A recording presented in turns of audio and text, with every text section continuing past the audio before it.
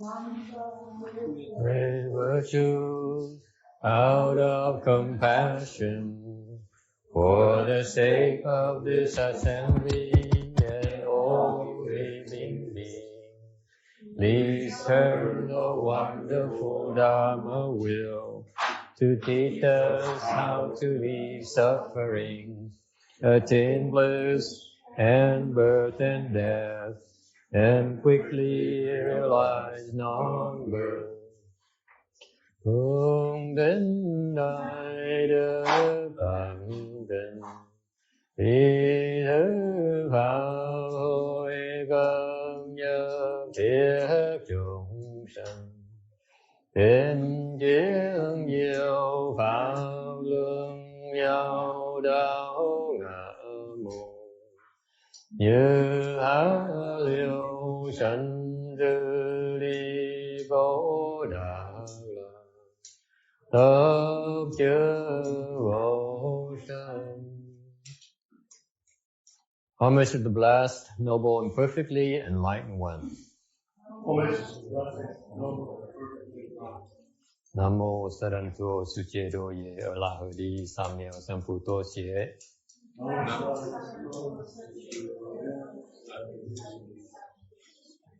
Nam mô Đa Cang Tha Tuya Yara Hara De Tamil Tambo Đa Toa.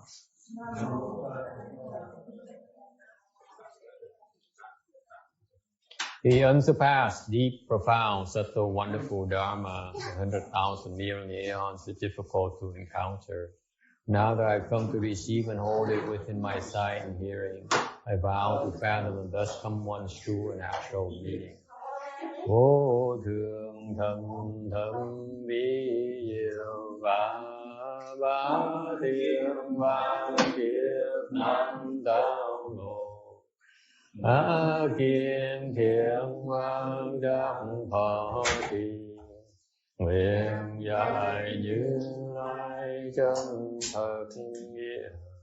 Buddhas and Bodhisattvas, Earth Store Bodhisattva, Venerable Shenhua, Venerable Bhikshunis, all Venerable advisors, Amitabha.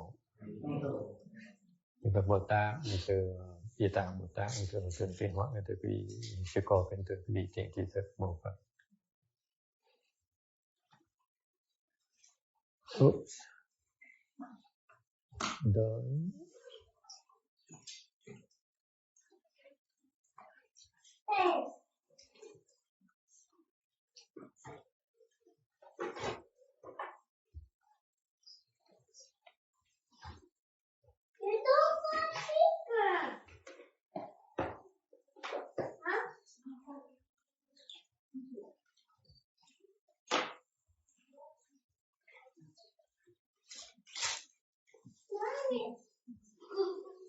Five 65.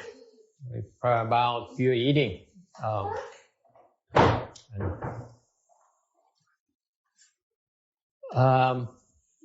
Those who make unprincipled and destructive use of things.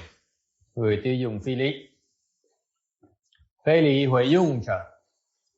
They abuse and destroy anything that belongs to the temple or private individuals. Be careful about wasting things at the temple. The retribution is that you will have wishes that are not fulfilled and very hard to obtain what you're seeking. Dùng cái của Tam Bảo mà nhất của Tam Bảo mà phí phạm của những của đó thì có cái quả trong tương lai sẽ khó mà đắc được cái gì mình đang mong cầu.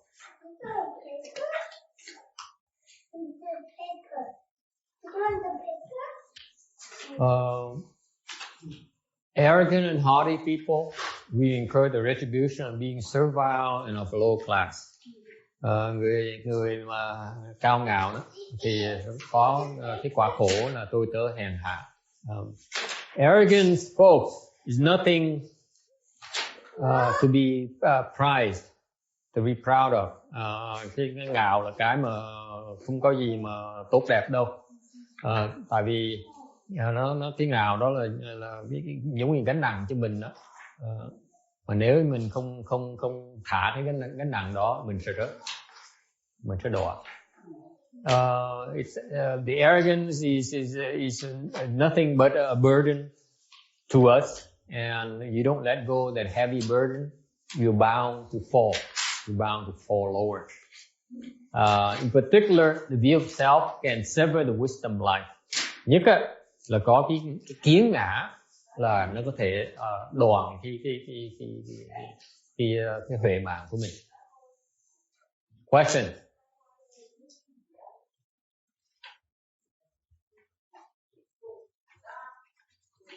When I was brought in front of, when I was a Shami and I created offenses.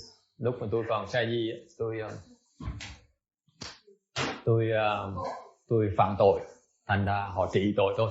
So I was brought in front of a committee, the monks and nun committee to punish me. Hồi đó tôi phạm tội, thành ra được triều tới trước, dẫn tới trước một cái hội đồng của tăng mới đi để trị tội. And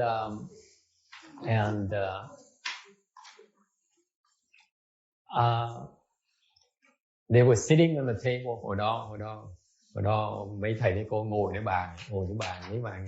And I was forced to kneel on the cement floor. Hồi đó là bắt bị quỳ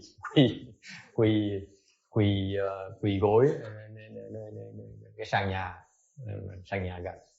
And I had to sit and kneel there for over an hour, doing my confession and being punished and being chastised. Hồi đó là bị quỳ cả tiếng đồng hồ luôn, rồi bị mắng nhiếc. And I don't remember exactly what it was about. Hồi đó bây giờ lâu không nhớ là bị chửi cái gì nữa. All I remember is that one monk, gì khi còn nhớ lại, có một cái thầy đó, ông chửi thôi. He used spoon to beat up on me. Hồi đó ông dùng cái vỏ ông quýnh tôi. So he used his and then at the same time he explained to me that rồi đồng thời ông nói tôi biết là ông chửi mắng nhiếc thậm tệ. Ông nói là mày ngu không thể tưởng. He said you how can you be this stupid?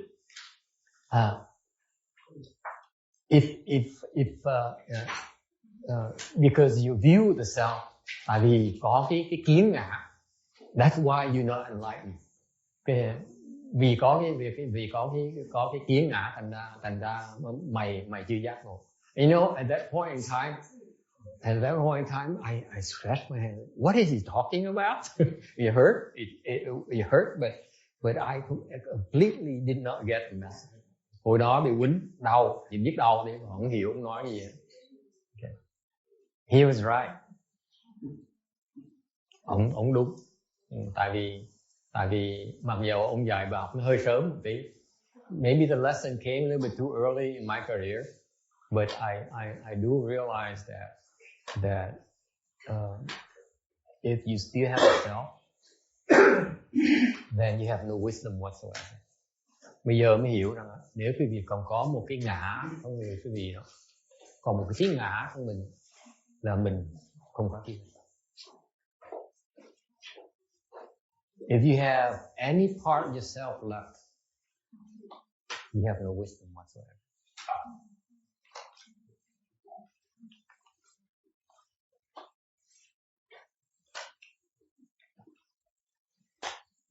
There's nothing to be proud of. Không có gì mà phải gì mà tự mãn. Cái tự mãn đó là cái thiếu trí huệ. Okay. 567.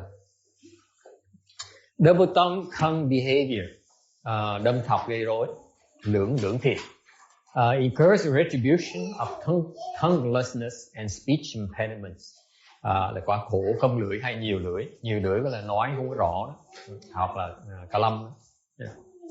The double tongue behavior can be very damaging because it causes people to get afflicted and causes a lot of fighting. Cái đâm thọc hai đầu đó nó tạo cái sự phiền phức cho nhiều người, nó tạo sự đấu tranh với nhau. Very bad for cultivation. Trong cái hoàn cảnh tu hành đó, mình kỳ cái chuyện đâm thọc hai đầu. Okay, because the sangha or the religious order that the Buddha created, that he called the sangha, is censored for harmonious assembly.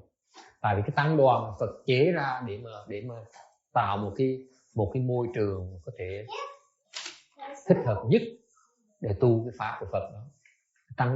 Tăng đoàn cái phàm có nghĩa là cái chúng mà nó hòa hợp với nhau. Thành ra cái chúng hòa hợp với nhau, rất kỳ cái chuyện đâm thọc. That's why you cannot have harmony if you have double tongue. You have that kind of behavior. Okay. 568. Deviant views, người tà kiến. They hold on to the views and will not listen to reason. Người tà kiến nói gì cũng nghe lời. Okay. The worst of deviant views can sever good roots. Cái mà tà kiến mà nặng, nó có thể diệt mấy cái thiền căn mình đã trồng trong quá khứ. Okay. There are two kinds of bad deviant views, of detrimental deviant views. Có hai cái loại tà kiến mà nó có rất có hại. The first kind is that the kind of deviant view results in destroying the worldly bliss. Cái loại đầu tiên đó, nó phá thế gian lạc.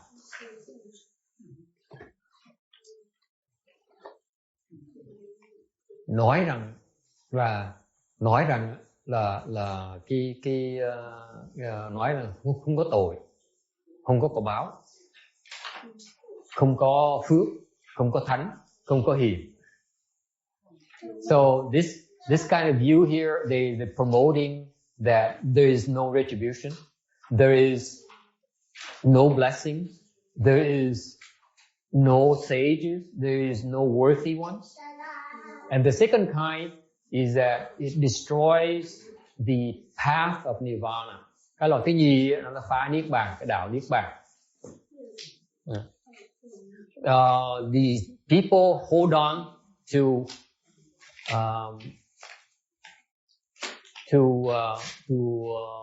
evil. Họ tham trước mấy cái làm ác. They discriminate between having and not having. Họ phân biệt, họ chấp trước vào cái có và cái không có, thủ với cái vô.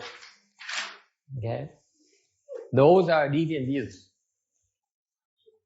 Okay, I can tell you that I've met some people who appear to be decent people. Tôi gặp nhiều người có bên người ngoài trông có vẻ đàng hoàng. They've been reading Mahayana sutras and investigating the principles. Họ nêu ra là những kinh đại thừa họ đã từng đọc rồi, những cái nghiên cứu sách vở về Phật giáo. And yet they have absolutely no respect for what the Sangha stands for. Nhưng ngược lại, họ hoàn toàn không có biết kính trọng bên tăng đoàn.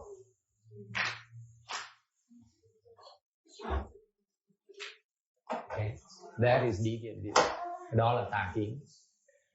Because if you have inadequate respect for the Sangha, then you have inadequate respect for the teachings. Quý vị, nếu như thiếu sự kính trọng cho những người tăng đoàn, cho tăng đoàn, chỉ vì thiếu sự kính trọng cho cái Phật pháp. Tại vì cái tăng đoàn là cái có trách nhiệm truyền bá cái Phật pháp. Because the Sangha is responsible for the transmission of the teaching.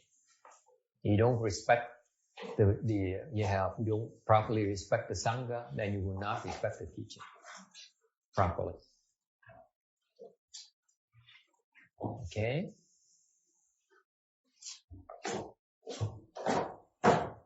And the retribution is that you be reborn in the frontier region. Cái quả khổ là sinh biên địa.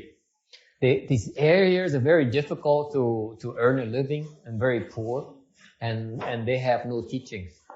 Cái vùng biên địa nó khổ chỗ nào, nó khó là cái vùng đó nó khó sinh sống và rất nghèo nàn, nghèo cùng. Khó nhất là cái nghèo nhất trong cái vùng đó là không có cái triết lý, không có cái Phật pháp.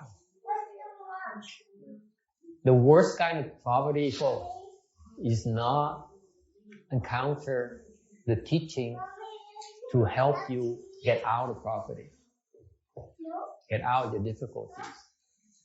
Cái nghèo nàn nhất là mình không có cơ hội gặp được cái sự hiểu biết, cái phương pháp để giải quyết cái khó khăn của mình. Tại không gặp được phương pháp thì mình thoát không được. Okay. These people not only are they born to the frontier regions, their father and son are usually at odds with each other. Cha với con thì đâm thọc nhau, làm khinh thường nhau. They sell their own family members, họ bán cho cho con cái mình. You know, in Vietnam, when I was growing up, it's not uncommon in my generation because in Vietnam, a lot of Vietnamese are very poor. They would sort of sell their children, allow them to go to the other people's house and become like younger servants. Very common thing, not only in Vietnam but also in Asia. It's still practiced today, isn't it? Hồi cái thời tôi là mấy bên Việt Nam, và riêng Việt Nam còn bên Á Châu vậy, là nhà nghèo đem con đi làm đệ tớ cho gia đình có khá giả. Okay, that's the kind of retribution you have. You work as other servants, and often you must be servile to others. Often beaten or punished, and when you have the human form, you live with animals. Thì mình đã nghèo nàn làm tôi tớ người ta, vì thường làm tôi tớ còn bị đánh rồi bị phạt. Mà lúc mà làm người á thì phải sống chung với thú vật.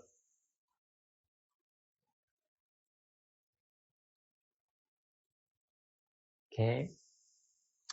Careful about your deviant views. Cẩn thận gần mấy cái tà kiến nguy hiểm như sợ.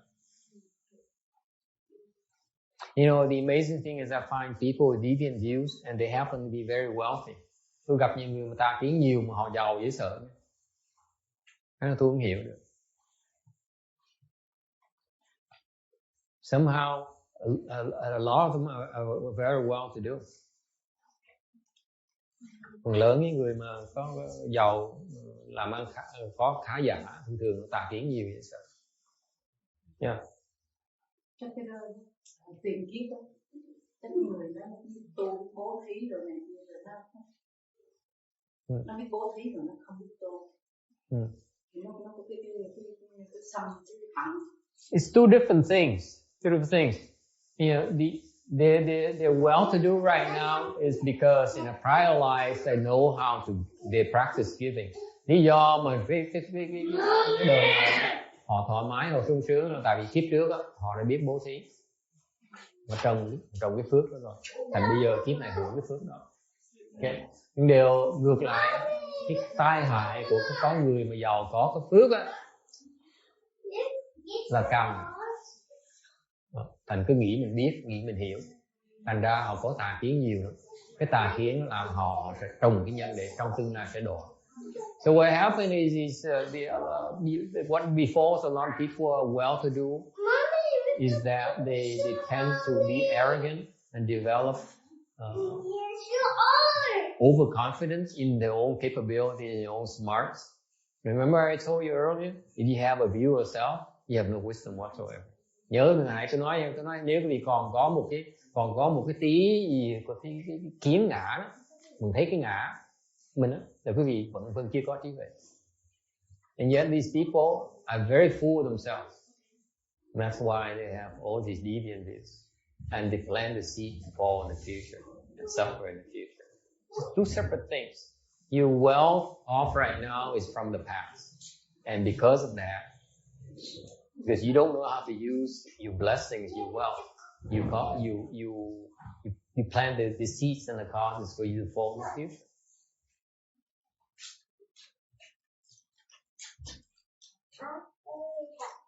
Okay.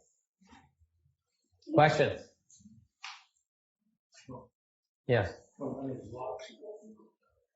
Come again? I know lots of people like that. Very successful people like that. They're so deep in it.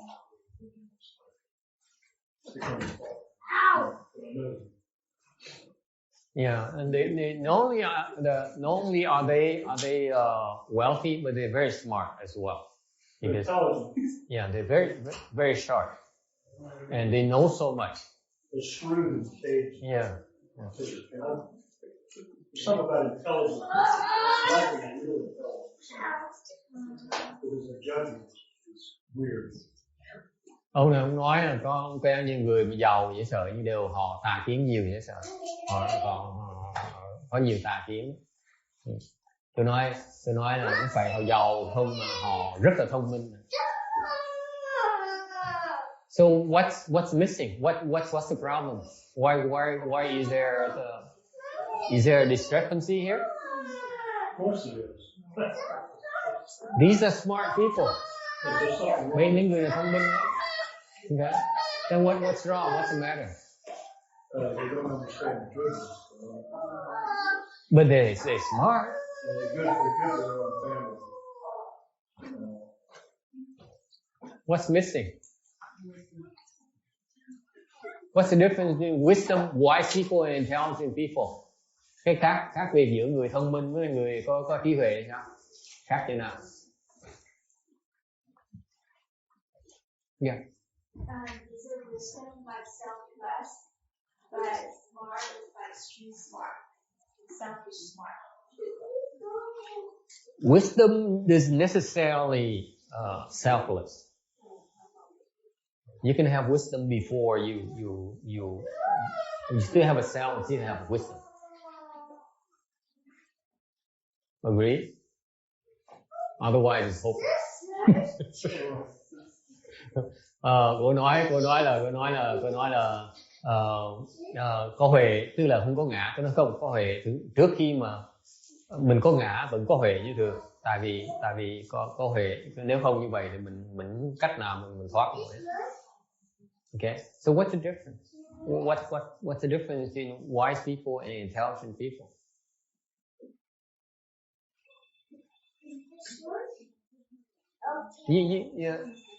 Yes. Danny? Yeah. Is it intelligent people use their intelligence for their own benefit? Wise people don't do that? So wise people don't benefit themselves?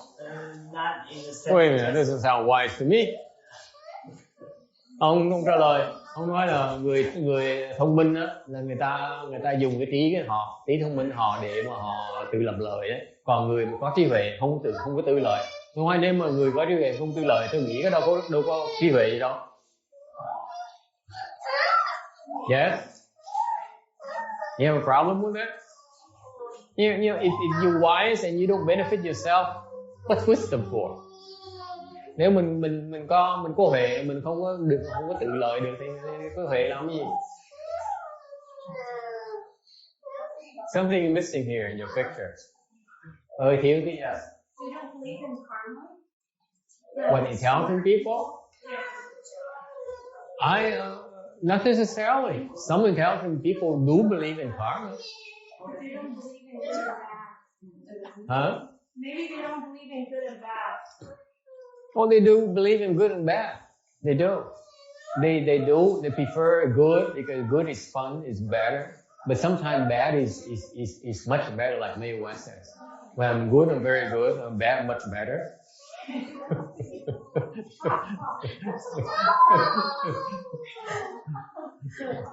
So they do believe in good and bad. That's not believing.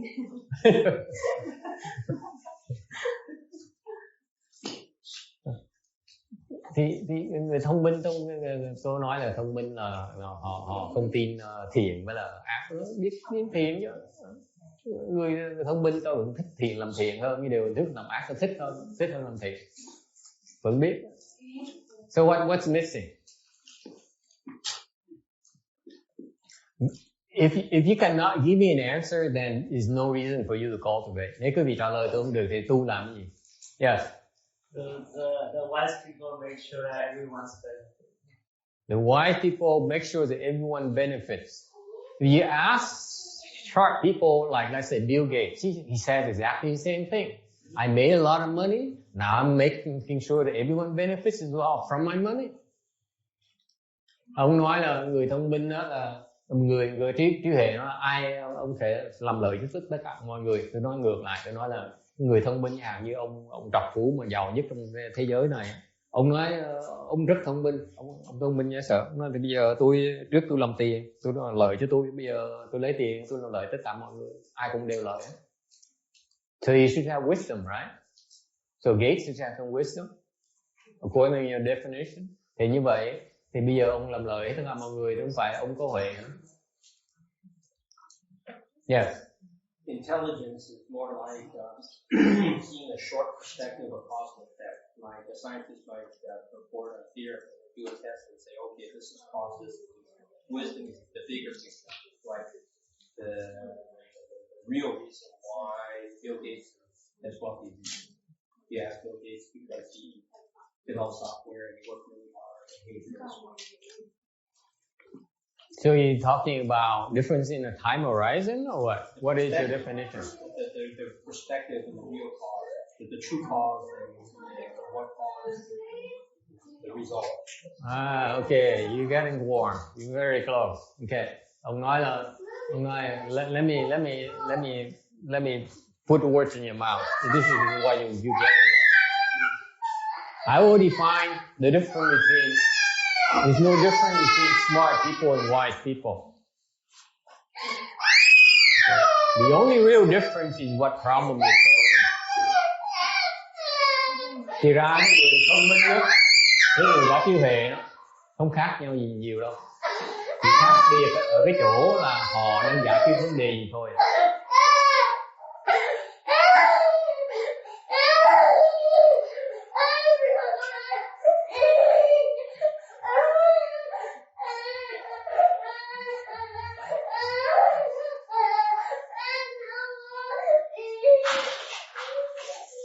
Hurt so much. Đau khổ vậy. You see so much suffering right there in a kid. Thấy nó đau khổ dễ sợ. Isn't that amazing? How much suffering someone can experience? Yes.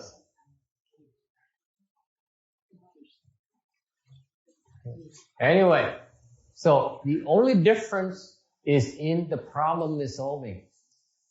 Cái người thông minh với người có trí huệ chỉ khác nhau, họ chọn giải quyết vấn đề gì thôi.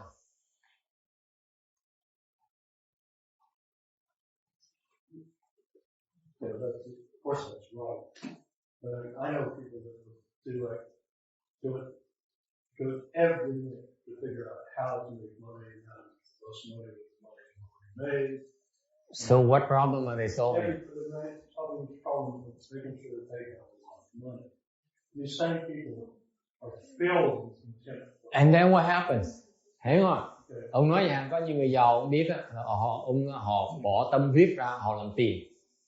Nghe quen từ con miệng họ thích làm tiền nữa. Chị thích làm tiền cái đã. Không cần. So bỏ hết tâm huyết ra làm tiền, làm giàu thôi. Có biết có quen người nào như vậy không? Tôi quen nhiều người như vậy đó. Okay, so that's what they after, right? Okay, and then what?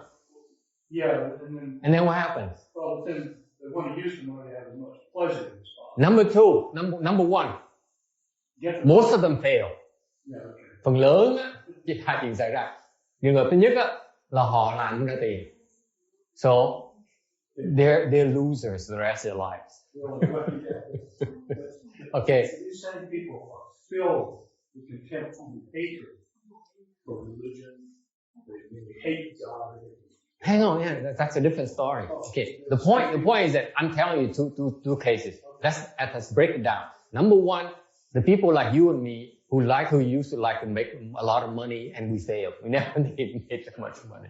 Okay, so we losers the rest of our lives. So we went after the wrong problem, didn't we? Yeah, we fail. Let's face it, we failures, we losers. Okay. Thì thực tế đầu tiên thấy đó là nếu mình phần lớn của những người mình đó là ai cũng không làm, không giàu có bằng những người trọc phú ấy, thành chung quy là mình thất bại. The second scenario is that you become filthy rich, and then what happens? Thứ nhì, ta thành công, ta làm ra tiền nhiều. Và chuyện gì xảy ra? What happens? Well, generally, dissipation. The body breaks down. Well, they make the money. You pay your price. You pay a very heavy price on the beating your body takes, the abuse that the body takes. The body is not designed to be abused like that. Phải hiểu rằng những người ta thành công, ta làm cái tiền ta thành công, mà ta thành công rồi là cái cơ thể ta bị bệnh tật dễ sợ. Cái cơ thể, cái giá, cái sự thành giàu có phải trả cái giá rất đắt, là cái thân mình phải bệnh hoạn.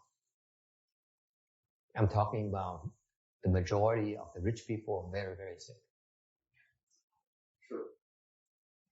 Because they abuse the body.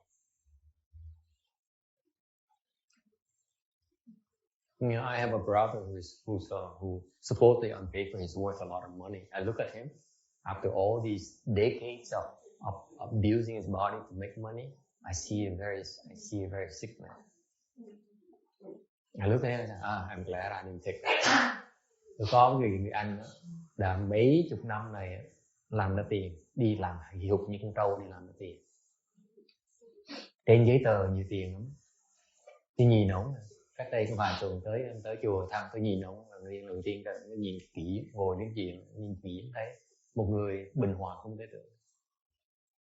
I saw a very sick man. He doesn't know. No signs. Không có một cái triệu chứng gì đang bệnh thế này. Nó dễ sợ như vậy.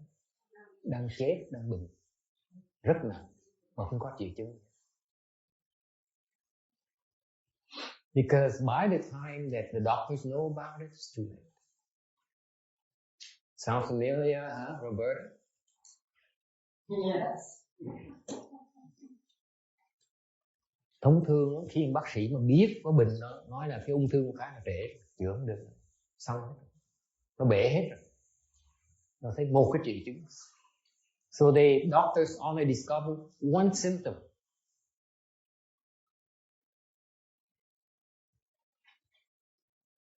Is that worth it? Tôi hỏi quý vị, nếu mình bỏ cuộc đời mình là được nhiều tiền để mà trả cái giá với cái sinh mạng của mình, có đáng không?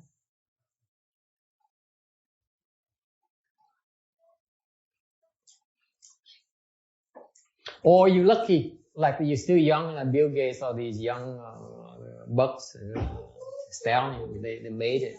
Now what do you do with your life? Rồi trường hợp khác nữa là nhiều khi ta thành công, ta có nhiều tiền, ta có của cải, bây giờ ta giàu có rồi, ta vẫn còn trẻ, vẫn chưa bệnh nữa. Bây giờ làm gì bây giờ? What's next?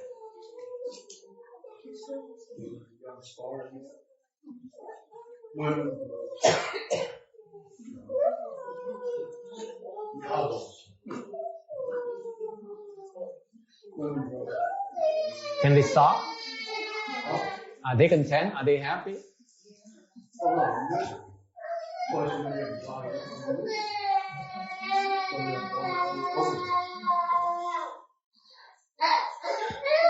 That's the thing. What I'm getting at is that the problem they chose to solve is too short term.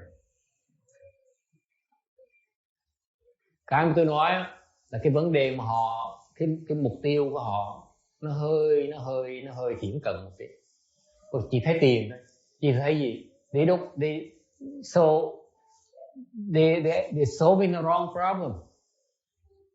My point is that they chose to solve a problem that is too short term. Once they fix that problem, it does not make them happy because they still are seeking. Cái tôi nói cho rõ ràng là họ chọn giải quyết một cái vấn đề mà nó quá cục, cái thời gian quá ngắn. Nên khi họ giải quyết vấn đề đó rồi, tới đó rồi, họ vẫn chưa tìm được hạnh phúc. Họ vẫn còn kẹt. And that's the problem with smart people. They're solving the wrong problems. They are so-called successful, but they're successful at solving the wrong problems. Cái người ta thông minh đó, tại vì người ta thông minh, khi ta chọn giải quyết một vấn đề thì vấn đề người ta giải quyết được đó, ta thành công được đó. Okay. Để cái vấn đề người ta giải quyết đó nó không phải là cái quan trọng nhất. Thành cái thành công trong cái sự không quan trọng. So what society calls success is success in solving an unimportant problem from my perspective. And đối với phương diện tôi á, xã hội gọi người ta là thành công thì đối với tôi là không thành công, tại vì chỉ thành công trong cái hàng đi nó quá eo hẹp, trong thời gian nó quá ngắn. That's smart people. That's to me, that is the curse of being smart. Cái lắc le, éo le của cái con người có thông minh đó, là phải cần cái sự thành công. The curse of being smart is that the smart people, intelligent people need that kind of reinforcement.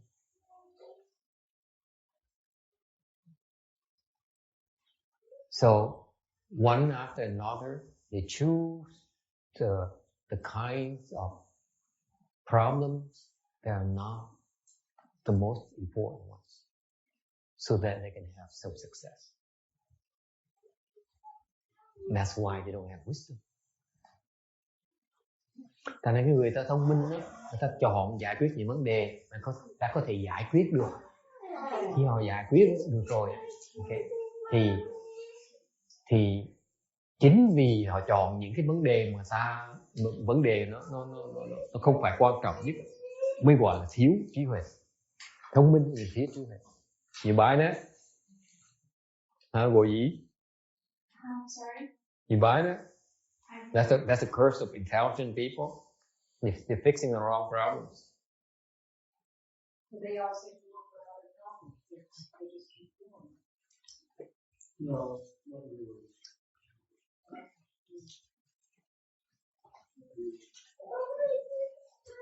So the only difference between wise people and intelligent people is the wise people chooses to work on the more important problems. That's all.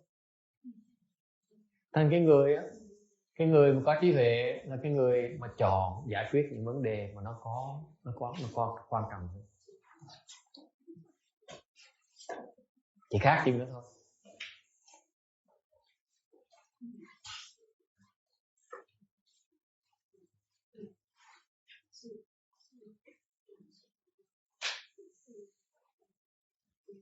Questions, comments?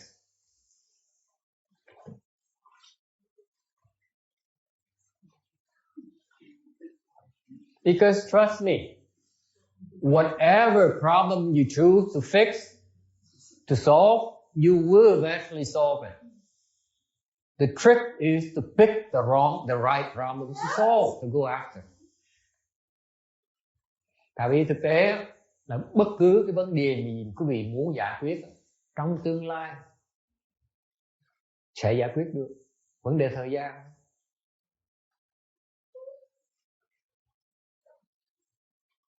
Nên cái quan trọng là mình chọn cái vấn đề giải quyết chứ đâu phải vấn đề phải giải quyết. So the important is in picking the problem, not solving it. Cái quan trọng là chọn vấn đề giải quyết, đâu phải là giải quyết vấn đề. Trước sau mình sẽ giải quyết.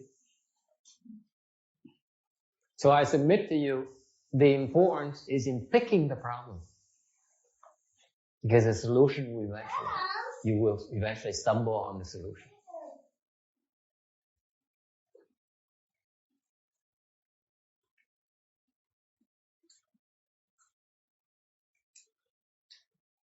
So quiet, không ai có dám nói. Yeah.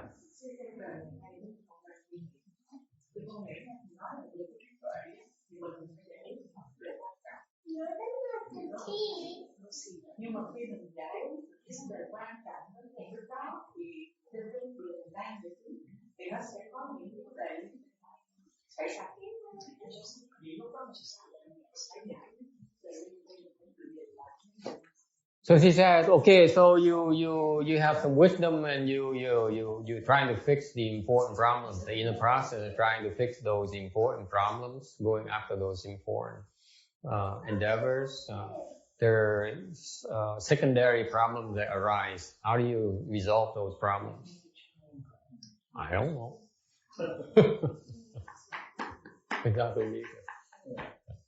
Run out of money to leave your house.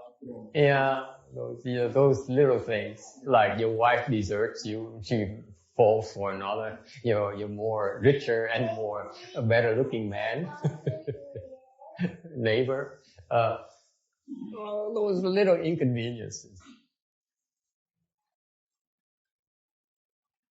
Okay.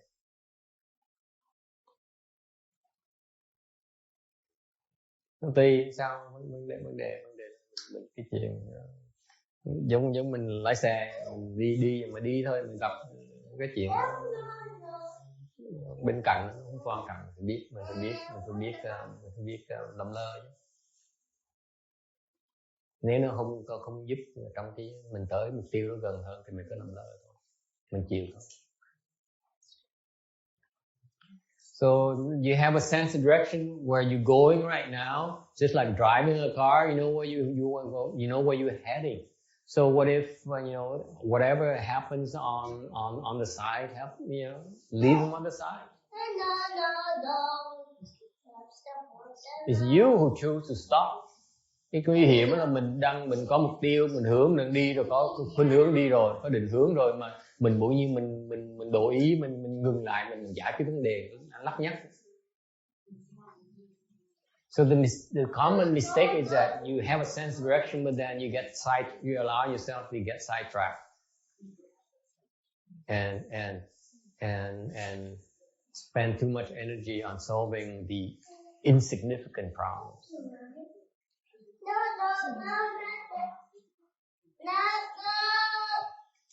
Okay. For example, chẳng hạn như quý vị nó ngồi nghe giảng pháp ngon lành như vậy. For example, you're listening, you're sitting there and listening, enjoying the sutra lecture so far, falling half asleep, half awake, ngồi đó sung sướng, vừa ăn vừa no, bụng no nê, rồi bụng nửa thì ngủ, bụng nửa thì tỉnh. And then you hear a boy screaming through his lungs. Thì bỗng nhiên quý vị nghe đứa con nít nó hét rầm rầm. What do you do? Quên chưa? Tức là, but you don't allow yourself to get sidetracked by a screaming boy. See, that is wisdom, right there.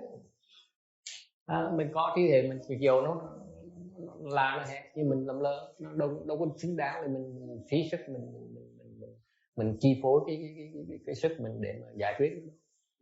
Okay. his mother's problem, not ours. Thanks a lot.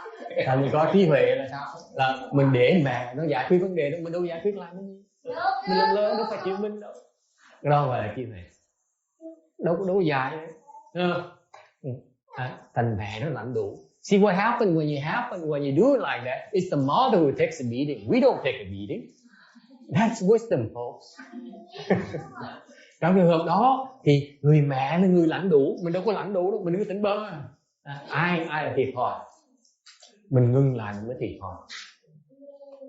Mình cho phép mình bị chi phối mình mới thiệt thòi. Cái đó là trí huệ. Okay? So I noticed that the entire class has limited wisdom. None of you buts. It's unpleasant. You feel like hitting him or something like that, but you didn't do anything about it. That is wisdom. Thì mặc dầu á là muốn thọc tay ra đá nó một cái, đạp nó một cái thì nó đã. Nhưng mình không ai làm gì hết. Mình mới gọi là trí huệ. See?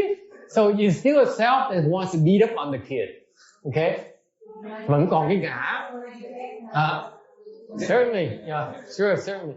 Thành có cái ngã nó là quýnh đứa nít, nhưng đều có trí huệ nó mình nên quýnh để cho mẹ nó lãnh đủ.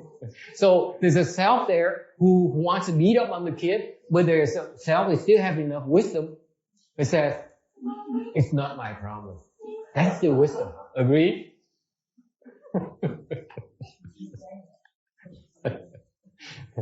Okay. Can we move on? Yes. Okay, let's move on. 569. This is a general description of the hundreds of thousands of different retributions resulting from the habitual bad deeds of body, mouth, and mind committed by the living beings of Jambudvipa. Since they have such differing responses, Earth Store Bodhisattva uses hundreds of thousands of expedient means to teach them. The living beings who commit offenses must first undergo retributions such as these, and then fall into the hells, where they pass through kalpas with no moment of escape. You should therefore protect people and protect their countries. Do not allow living beings to be confused by those manifold deeds. On hearing this, the four heavenly kings wept sorrowfully, placed their palms together, and withdrew. 如是等以言菩提众生，身口意业，恶习结果，百千报应。经粗略说，如是等言菩提众生，业感差别，地藏菩萨百千方便而教化之，是诸众生，先受如是等报，后堕地狱。共经结束，无有出起。是故汝等护人护国，无令是诸众愿或众生。四天王闻礼，涕泪悲叹合掌而退。Như thì diêm phù chúng sinh từ thân khẩu ý nghiệp ác khí kết thành quả, có đến hàng trăm hàng ngàn báo ứng. Nay Như Lai chỉ nói sơ lược. Đối với nghiệp ứng khác nhau như vậy của diêm phù chúng sanh, Địa Tạng Bồ Tát vận dụng hàng trăm hàng ngàn phương tiện mà giáo hóa cho họ. Vì lẽ những người ấy sau khi chịu những quả khổ như Địa Tạng Đại Sĩ đã nói, họ còn đọa địa ngục, trải qua đời kiếp khó có hy vọng thoát khỏi. Nên các ông Hồ Nhân và Hồ Quốc đừng để chưng nghiệp mê hoặc chúng sanh. Tứ Thiên Vương nghe Đức Thế Tôn dạy, buồn và khóc, chắp tay và lui về chỗ của mình.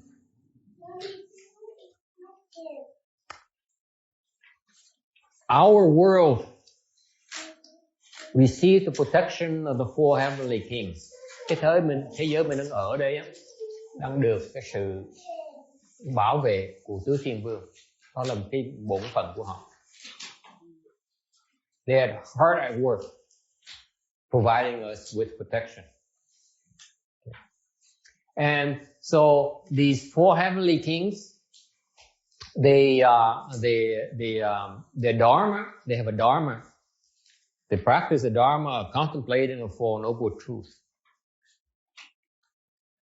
Thì cái pháp họ là quán tứ đế. Họ hiểu được cái tứ đế.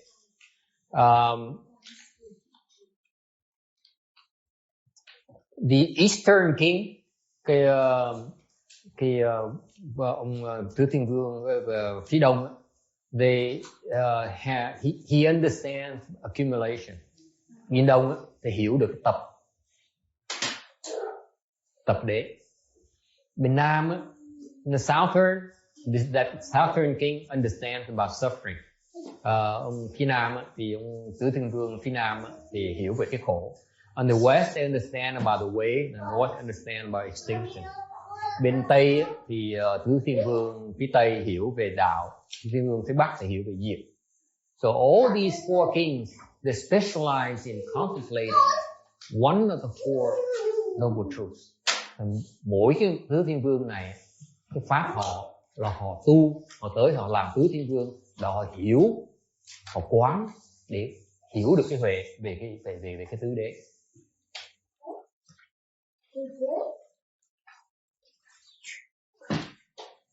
All right, and their job is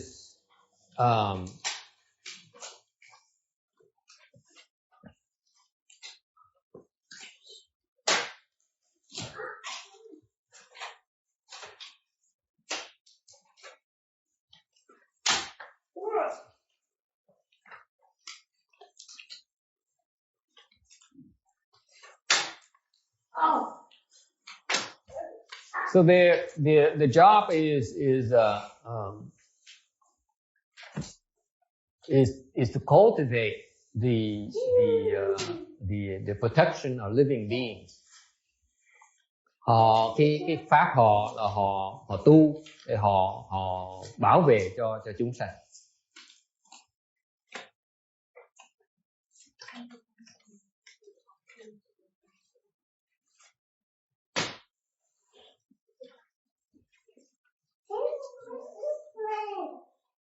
How do you go about doing that?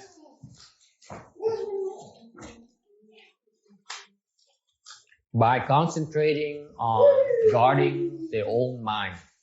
Bằng cách giữ cái tâm của mình. Okay.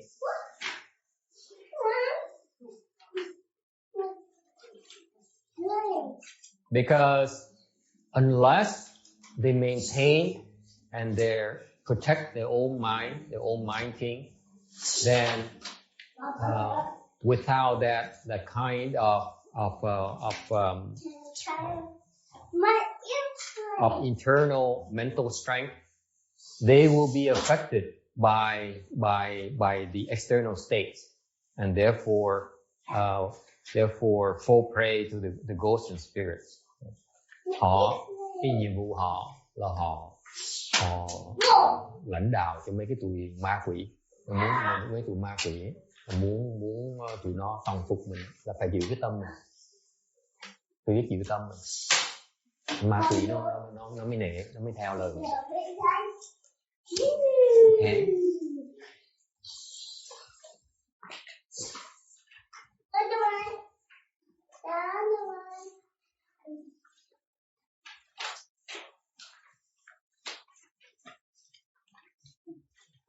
And if you can contemplate the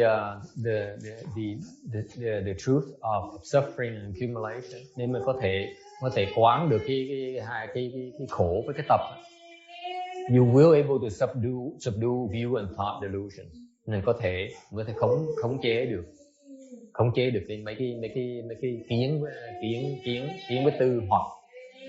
And in doing that, the country will be peaceful and the people will be secure. Như vậy thì quốc an và dân ninh. Okay.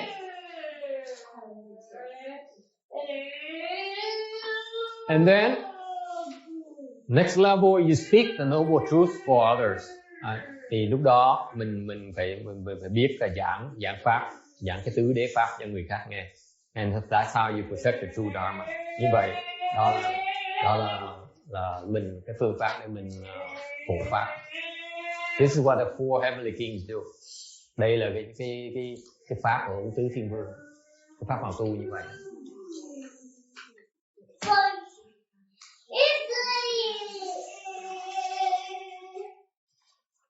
Bơi không? Yeah. Chúng ta phải tự tương hướng là hai thân của hai tương hướng ở và thực hành tự là cái ngộ chạy điện. Xung quanh cái tường Phật điện là họ có bốn cái view to cho đó. Yeah. So the question is CCTV. At CCTV, you saw pictures of outside. You see pictures of the heavenly kings painting on the walls outside, one on each corner. Okay. Those are the 4 heavenly kings. Okay. Without, if they fail to do their job, the world will be in complete chaos. Nếu mà tứ thiên vương mà không có làm việc á, thì cái thế giới mình nó đại loạn. Because they're in charge of all the ghosts and spirits. Họ thu lãnh mấy quỷ thần này. Thành mà quỷ thần mà không có thu lãnh, nó sẽ loạn. Because the ghosts are the ghosts love to cause trouble. Mấy tụi quỷ á, chuyên môn đi phá. Thành phải có mấy tứ thiên vương, mấy tụi quỷ nó không có dám phá. So thanks to the 4 heavenly kings' presence, the ghosts behave themselves. Okay? They also have another thing. Có một cái pháp khác của họ có mà họ có một cái châu. They have a water repelling the pearl. Họ có một cái bảo châu mà nó khắc nước. Without that water repelling pearl, the world as we know right now would be submerged in the water. Nếu không có cái bảo châu, cái bảo châu mà nó chế nước này, thì cái thế giới mình ở này ngập đầy nước.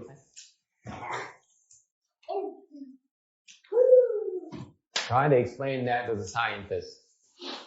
Làm sao giảng mấy khoa học gia được mấy cái chuyện này. There's a lot going on behind the scenes that we know about. Cái thế giới mình có gì chuyện nó xảy ra mà mình không biết được.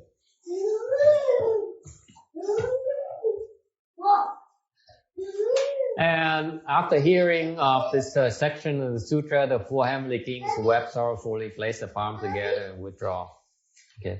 4 thì thiên vương là nghe Phật giảng như vậy, buồn khóc, chắp tay lại ngài và lui về chỗ mình. They wept because for 2 reasons.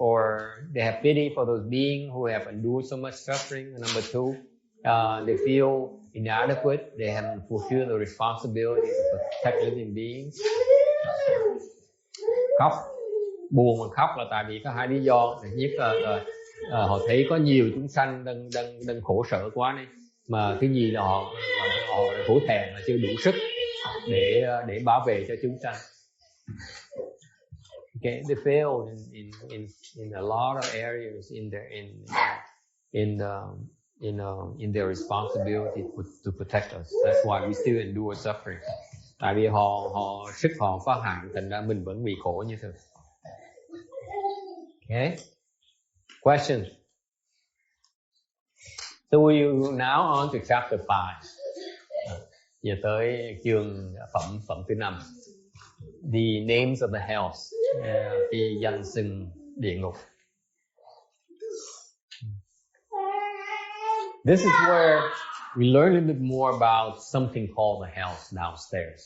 Cái mà đây là lúc mà trong kinh mà nói một tí xíu về địa ngục ở dưới mình. Okay.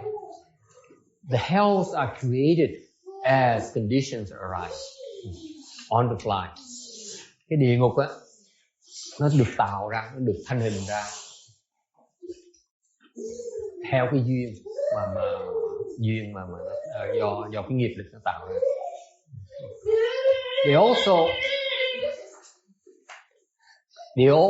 The hells can appear instantaneously at the time we're supposed to undergo that retribution.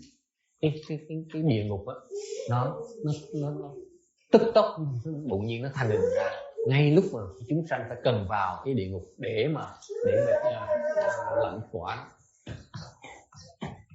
Can you believe that? Instantaneously, help comes into being so that we can undergo our retribution. Yeah. I have some experience that way. Right? I have some experience that way. Okay. Please share it with us, your hellish experience. I don't know if it's hell, but before, sometime when I was doing the sitting, and I feel like there are like blades like cutting up my bodies, but it's not like really my bodies, but I just have that experience. Uh-huh. Yeah. Wow, during meditation? Yeah. Mm-hmm. Yeah, that's a nice help. Congratulations. Thank you, Lester. I know I've been very ungrateful about this. That's what I'm really like. It's only a precursor, just a taste of what the nice hell is like. Okay? That's the nature of the blessing. The suffering that you undergo right there, it gives you an insight of what it's like. Ông nói là có lúc ông ngồi thiền bỗng nhiên giống như cái lưng nó bị 1000 cái dao nó đâm cái lưng. Tôi nói cái đó là chúc mừng cho cậu, tại cậu được một cái kinh nghiệm về địa ngục. Cái phước cũng cho thấy được cái địa ngục dao như vậy, nó đau đớn như vậy. Cái đó là mới một chốc lát thôi. So what happened, you experience only instantaneously that the hellish experience right there. Imagine that going on 24 hours a day for forever. Okay. Cái phước nó hay ở chỗ là trong chốc lát á, mình thấy được cái cảnh giới của cái dao địa ngục. Đều mới chốc lát thôi, nó đau đớn, nó cực khổ như vậy. Cứ tưởng tượng nếu như mình rớt vào địa ngục á, nên mình bị cái sự hành hạ như vậy, cực hình như vậy, ngày đêm cho đời kiếp kiếp. Okay.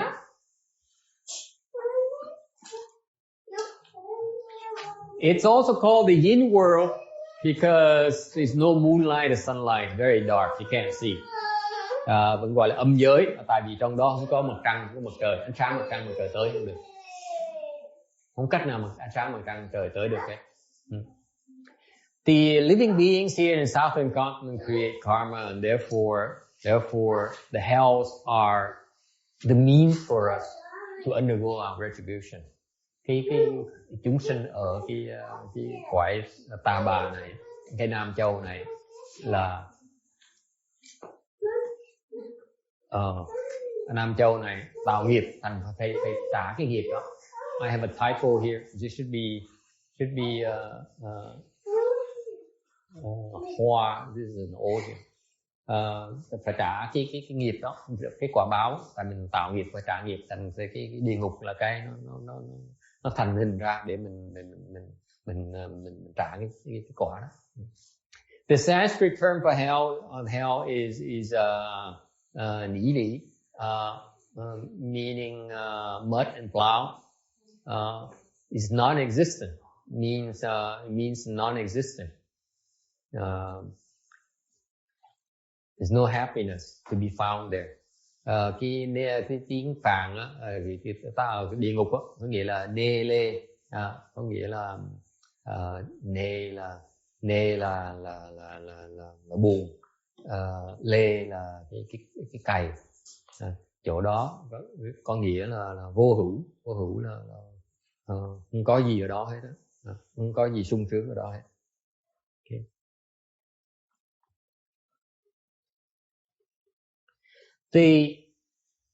The hells are important because without the hells, the evil people with inferior roots will not become fearful and will not stop doing evil. The middle roots people can awaken to the retribution, the concept of retribution. Therefore, they would then have more incentives to practice good. And the superior roots people would awaken so that the fact that the Dharma nature is empty and bring forth the mindful Bodhi. Cái địa ngục nó quan trọng lắm. Tại có địa ngục á, thì chúng sanh mới biết sợ. Những chúng sanh mà hơi kém cỏi một tí, gọi là hạ căn, thì phải biết sợ mới không làm ác. Okay. Rồi những người mà chúng sanh mà có trung căn á, thì mới hiểu rằng là có cái quả báo. Bởi vậy mới làm thiện. Người mà thượng căn á, thì thấy rằng là cái Phật tánh nó trống rỗng, nó trống, thành ra mới phát tâm Bồ đề. Okay, which category are you? Tôi hỏi quý vị, hỏi tới đây rồi hỏi quý vị là nào, trung, hạ hay là thượng căn? Anyone who's lower roots people? 2 people, 3, 4, 5 honest people. Only men's side, only one woman. Okay. Maybe the women are middle root. Chắc là có bên nam á, có bên một người nữ bên này, chính là chúng tôi mới là hạ căn thôi. Còn chắc là quý phụ nữ chắc là trung căn. So the women are maybe middle root.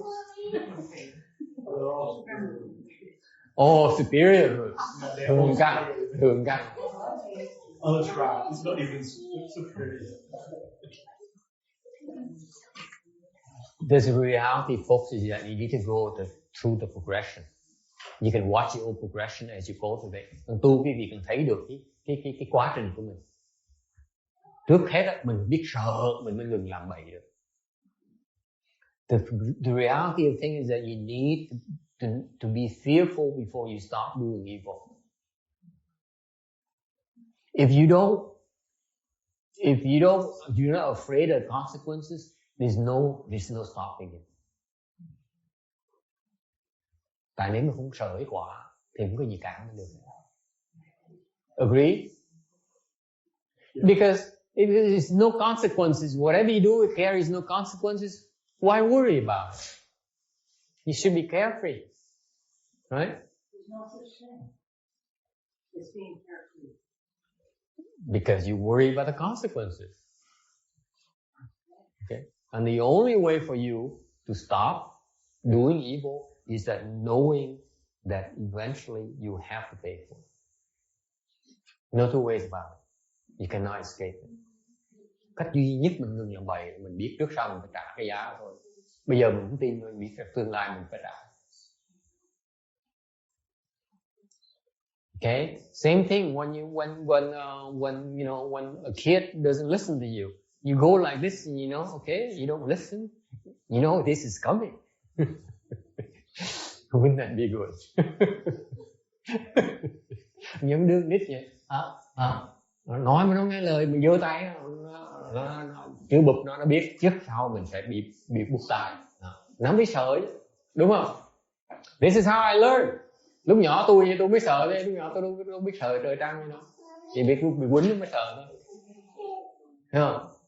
So you need to have that, and then you see the fear, and then you say, wait a minute. If there's a fear, there's also good feeling. Okay. Cái người trung căn ta hiểu rằng ta thấy được cái tai hại của cái ác, ta hiểu được. Người trung căn có cái trí thông minh, nó ta mới nói như vậy có ác thì có cái thiện, có cái khổ, có cái sướng, thì mình tu cái pháp để mình trồng cái nhân làm cái sướng, tội gì mình trồng cái nhân làm khổ làm gì? So the middle root people have a little bit of wisdom. They say, okay, since there's something called bad suffering for bad karmas, must be something called blessings for good karmas. Therefore, let's cultivate good karmas. Okay, thành ra người trung căn á, có tí phước hơn một tí, ta thấy được, ta hiểu được, có tí huệ, ta hiểu được, nếu có cái ác, có cái khổ, phải có cái sướng. Thành bởi vì mình trồng cái nhân rồi xong mình hưởng cái sướng, tội mình trồng cái nhân xong hưởng cái khổ là gì? Nó gọi là trung căn. Okay?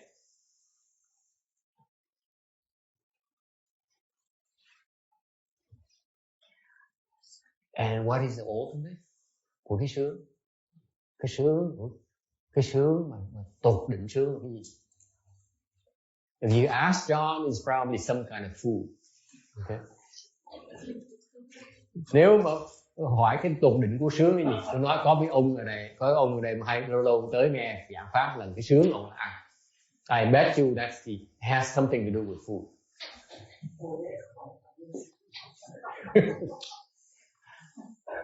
How do you know? I don't think he listens to our tape lecture, does he? Nói xấu thế là không biết ông có nghe mấy cái băng này không? Cái ông mà to thôi luôn, tôi nô đó. Ông ăn thích ăn vậy sao? Okay. What is the ultimate in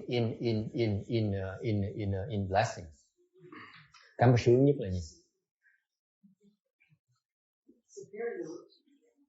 What is ultimate? What is ultimate happiness? Cái mà tột đỉnh sướng. What is it? What is Buddhahood? Okay, Buddha. Okay, fine. What is Buddhahood? What is it? What does it mean?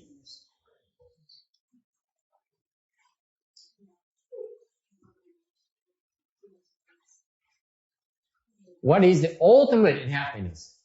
Someone please tell me. Let's go to a lower level. What is happiness to you? Okay. Giờ mình nói cho nó thông thường một tí, tôi hỏi quý vị, mỗi người quý vị trả lời tôi ý là quý vị đối với quý vị cái gì gọi là sung sướng. Okay. Yeah. Nói với con nghĩ là xin Chúa là mình cái gì tạo đến con sống thảnh thơi mà tại vì con thường thấy con đỡ con. She says no affliction. She's boring. You think like sex or food or or my children's happiness. She says no affliction. Chán, mấy người này chán.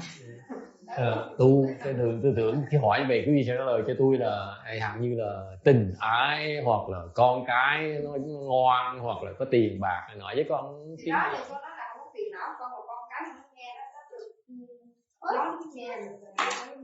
nói lời nó nghe không phiền não hả? Nói nó nghe. Nó nghe lời có phiền não không? So she said, that's what I mean by happiness. My affliction, my children listen to me. I said, when they listen to you, you are not afflicted?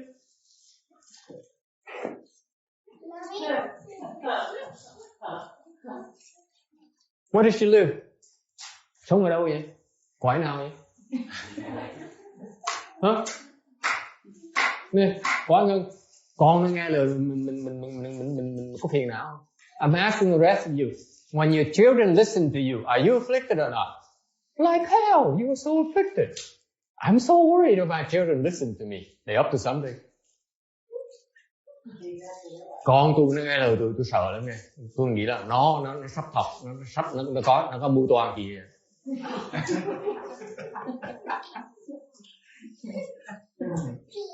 Nghèo nàn cái độ mà con sợ là con nghe lời mình. Con nghe lời mình mới sợ, không nghe lời mình mới không sợ. You know, if the children don't listen to me, that's what I'm uncomfortable. That's when they listen to me, that's what I worry. I name you an example. Cho quý vị biết cái ví dụ. My brother, the one whose house I live in. Tôi có người em á, nó cho tôi ở nhà free, miễn phí. Okay? Tôi biết ơn chuyện đó lắm. Okay, phải người biết ơn. Nó kể tôi nghe. So he says he has a daughter that he probably sees maybe once or twice a year. Nó có người con gái mà nó ở với bà mẹ mà vợ ly dị ổng á. Thành mỗi năm gặp cao lắm, một năm gặp một lần, 2 lần là nhiều. Okay, ít khi nói chuyện. They don't talk to each other. Ít khi nói chuyện với nhau. Okay.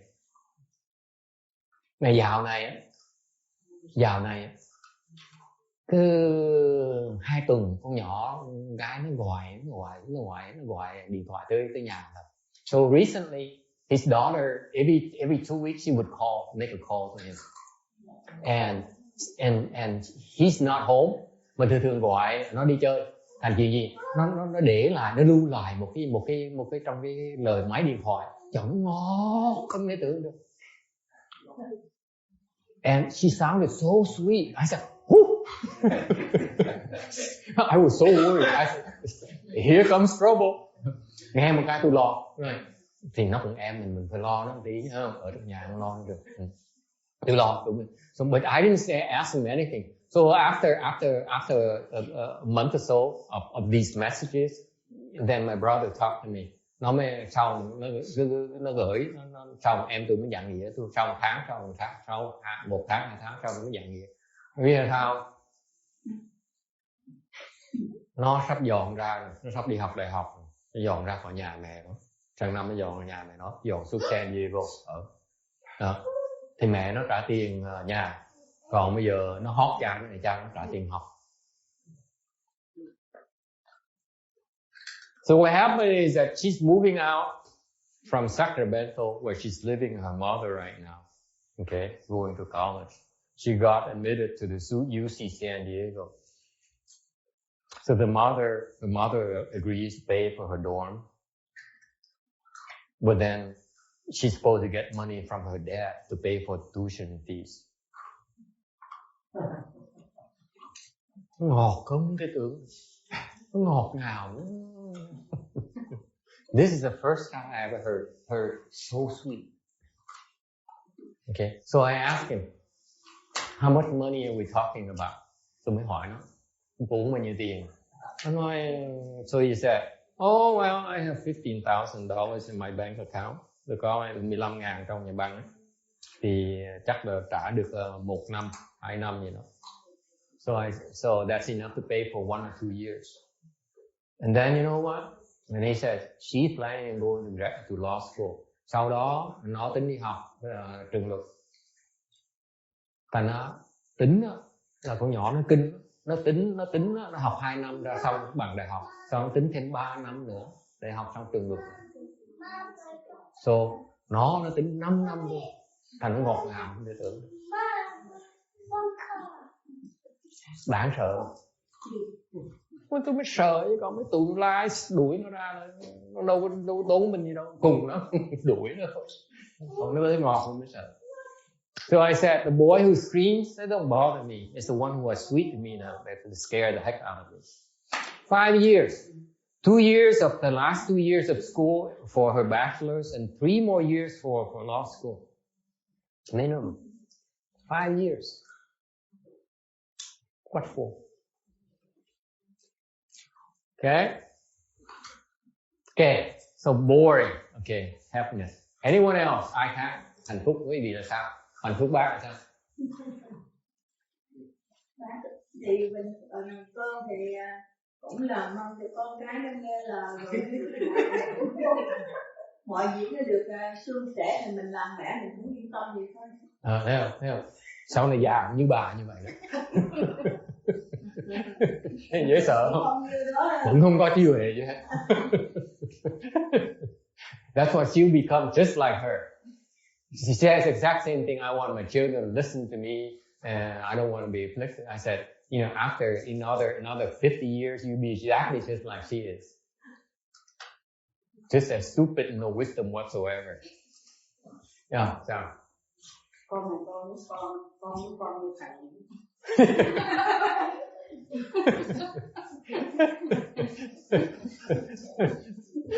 She said she wants her children to be just like me. I said, yeah, that's wisdom. Cái đó có huệ đó. Okay, ai khác nữa? Why are you shaking your head? Which part do you disagree? Yeah.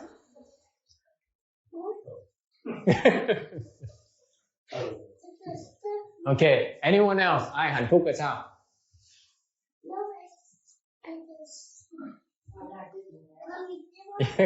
What is your happiness?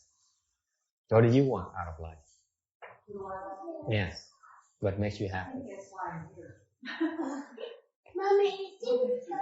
Looking for that. You're still looking.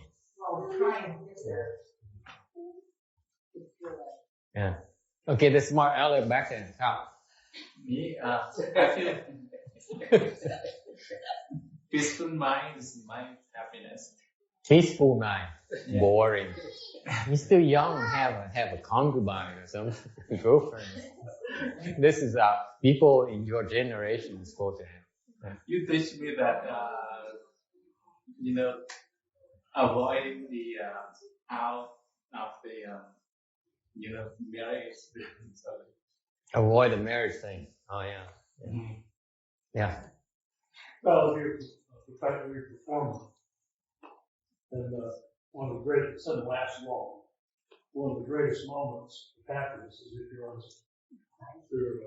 stage with a large audience, and there's those little moments where you just have the audience following everybody. Yeah.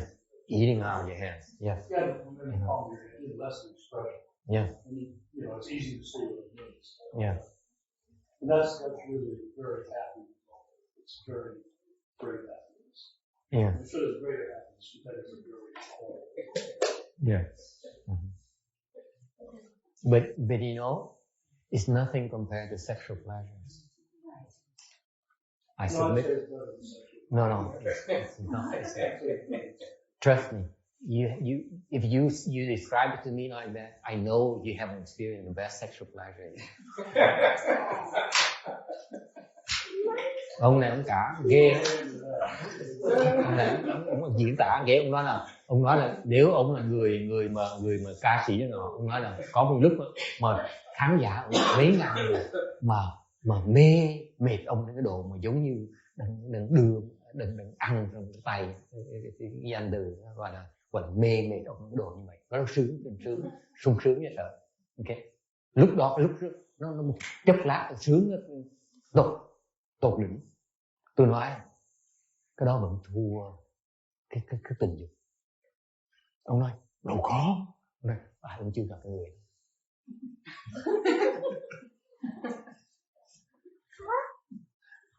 Not yet, my friend. It's much better.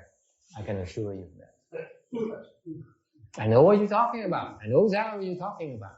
Okay? But it's not as great as the other. You ain't seen it yet, my friend.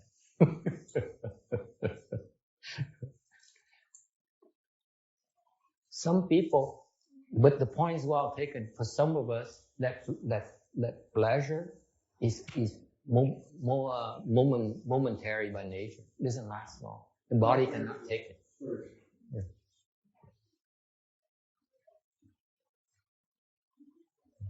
Okay. Anyone else? Có ai có ý kiến gì khác không? Hạnh phúc là gì? What about you, Amy? What is happiness to you? Money. A woman of my kind of woman. Người đàn bà ấy giản dị, tiền thôi. Tiền là hạnh phúc. That's how you make women happy.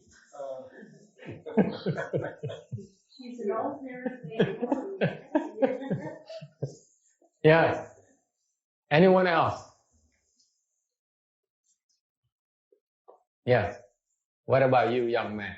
Are you going to buy a house or not? That's a tough question. But my comment is that recently I've thought of my grandma a few times, so I don't know if she's happy. She's very happy. Okay.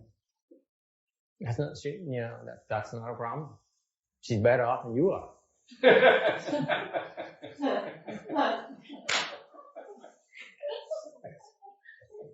You share the same grandmother, right? Yeah. It's hers? Amy's? Yeah. Yeah, okay.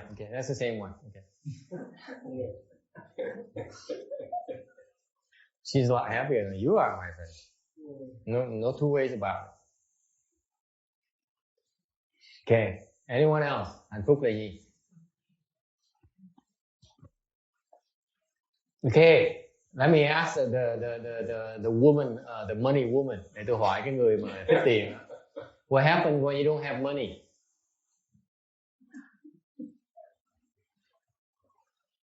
Lúc không có tiền sao? Yeah. So you have anxieties. What I'm getting at is that your happiness as you define it is only relative to unhappiness. Cái quý vị đang mô tả cái hạnh phúc đó là nó đối với cái không hạnh phúc. Tức có nghĩa rằng quý vị có lúc có hạnh phúc, có lúc không hạnh phúc.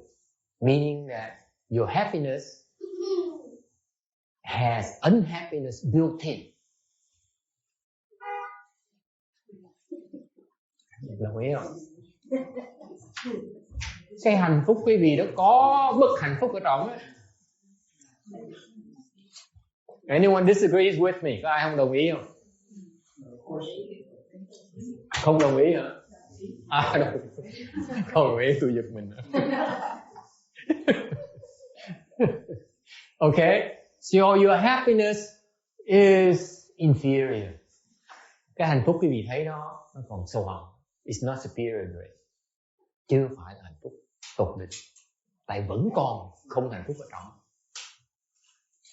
Đúng không? Khổ vẫn còn thấy khổ như thế.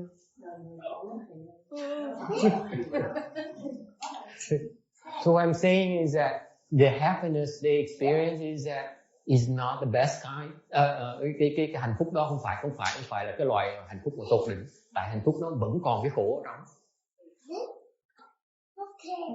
Okay, the happiness experience still has unhappiness built in. Therefore, it's not true happiness. It's not the best kind of happiness. I don't care whatever you have. If you have no more audience adoration, you miss it. You miss that moment again. You want to relive that moment. That's all that will not happen easily. Okay, so you're happy in one moment, you're unhappy a longer span of time. Okay. So in other words, what is it? Nói cái khác là sao?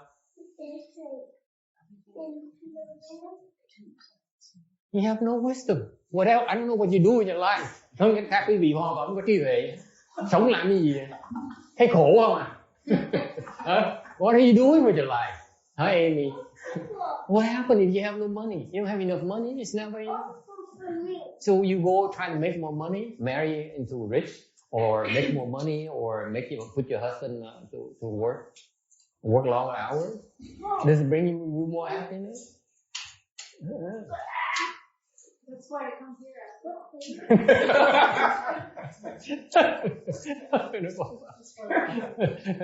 Đâu phải bởi người mình tham tiền. Thì bây giờ mình muốn nhiều tiền hơn, tiền chưa đủ thì phải làm tiền, làm công làm cho nhiều tiền. Không làm tiền đủ thì bắt chồng làm việc nhiều hơn nhiều tiền. Cứ làm hoài không đủ tiền, mày phải đủ hết. Thì tôi hỏi cái trí huệ gì ở trong. Nên cô trả ngược lại, cô nói bởi vì tôi mới có ở đây.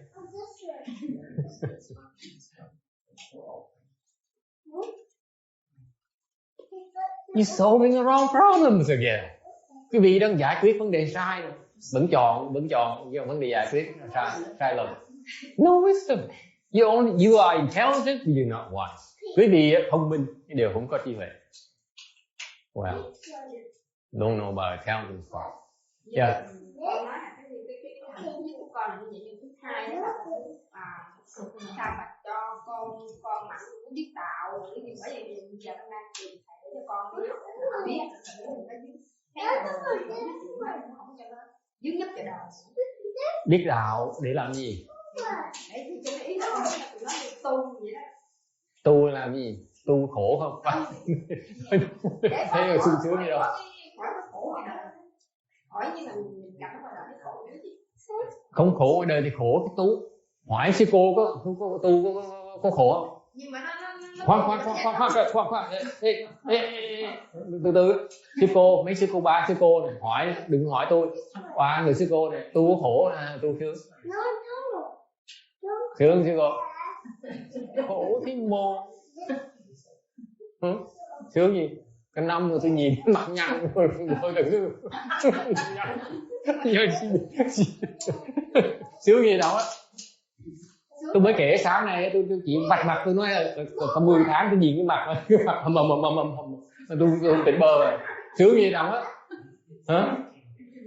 What she says, you know, her first joy is that her children listen to her. Number two, she hoping her children understand about the way and avoids the worldly suffering.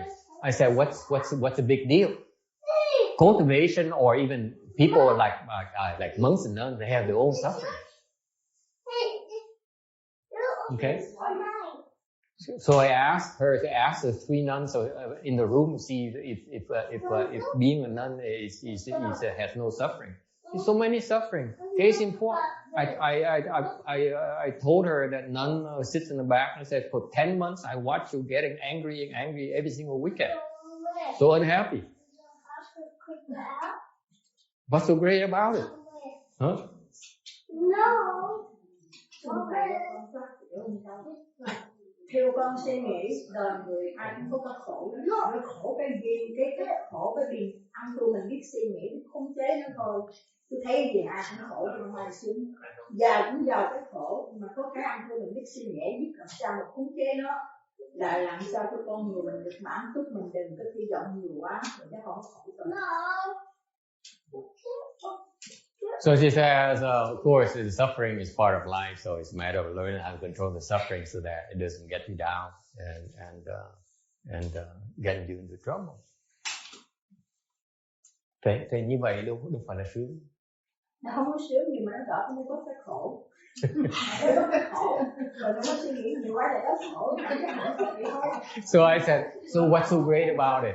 Is if you control the suffering, doesn't mean you're happy. You say, yeah, who's talking about happiness? I just want to control my suffering.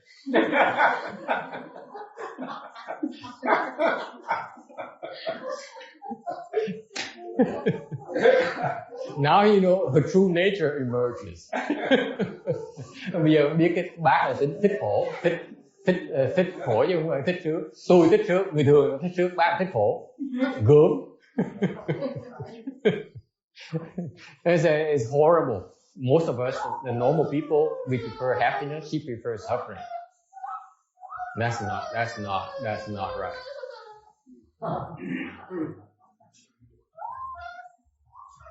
Okay. Basically,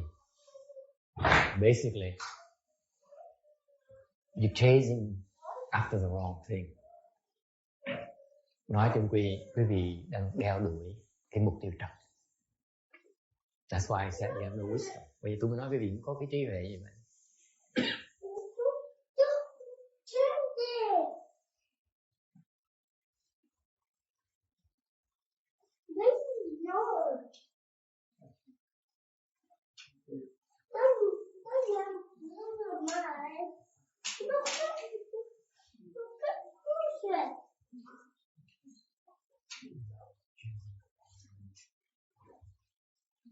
If you want happiness, nếu quý vị muốn hạnh phúc á, how do you get it?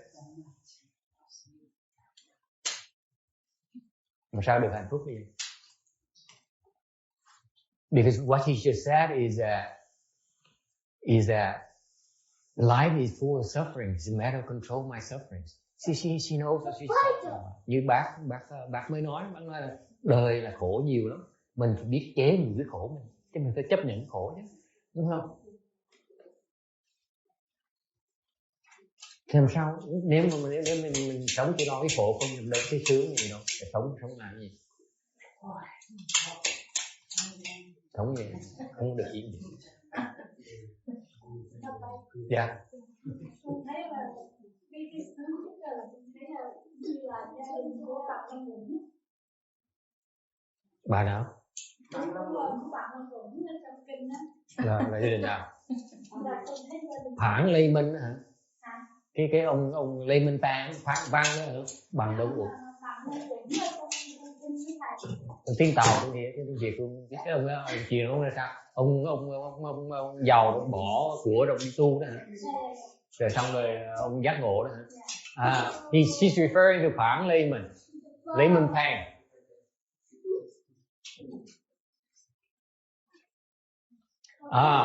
Interesting thing.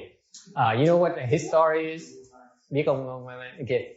He's an extremely wealthy man. Ông này ông giàu dễ sợ. Hank Lehman. I don't know the Chinese character for that. It's a very known personality in Mahayana. Cái ông này là ông trong Đại thừa nổi tiếng lắm. Giàu dễ sợ. Very, very wealthy man. And one day he decided to cultivate, to search for happiness. Ông mới quyết định là đi tu. Tại vì không thấy sướng, đi tu tìm cái sướng. So what did he do? Is that he built a house for himself behind. He built himself a building behind the house. Ông ấy xây một cái nhà sau lưng nhà, cái căn để ông ở riêng tu rồi. Ông bỏ hết tất cả cho gia đình ông ra cái căn nhà sau ông tu. So he built a house behind, a small hut behind the house for himself to tu. Nghe quen tu, bỏ nhà ra tu. And then he cultivated for a while and decided it's still not enough. Tu thời gian thấy vẫn chưa đâu hết. So he decided I have some attachment. Mình còn kẹt nhiều lắm. So what did he do? Lúc này thôi ông ấy lấy tất cả của cải ông chất trên chiếc thuyền. So he put all his possession, all the wealth he has, put it in a boat. Drove it to sea, rải ra ngoài biển. Okay. Cúng cho Long Vương. He made an offering of all his wealth to the Dragon King. He said, "Here is my offering. I give it to you."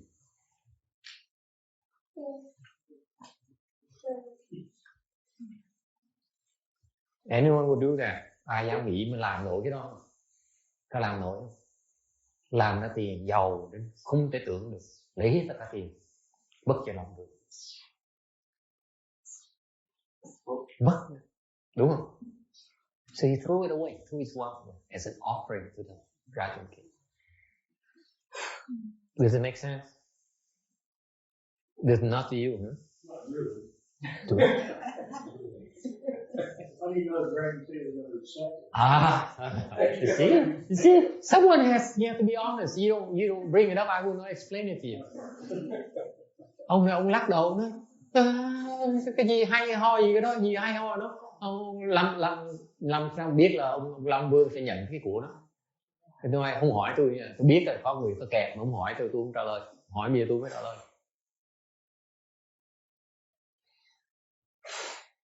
If you make an offering to the Dragon King, he will get it. Nếu quý vị mà làm như vậy mà cúng cho Long Vương hả? Long Vương sẽ nhận.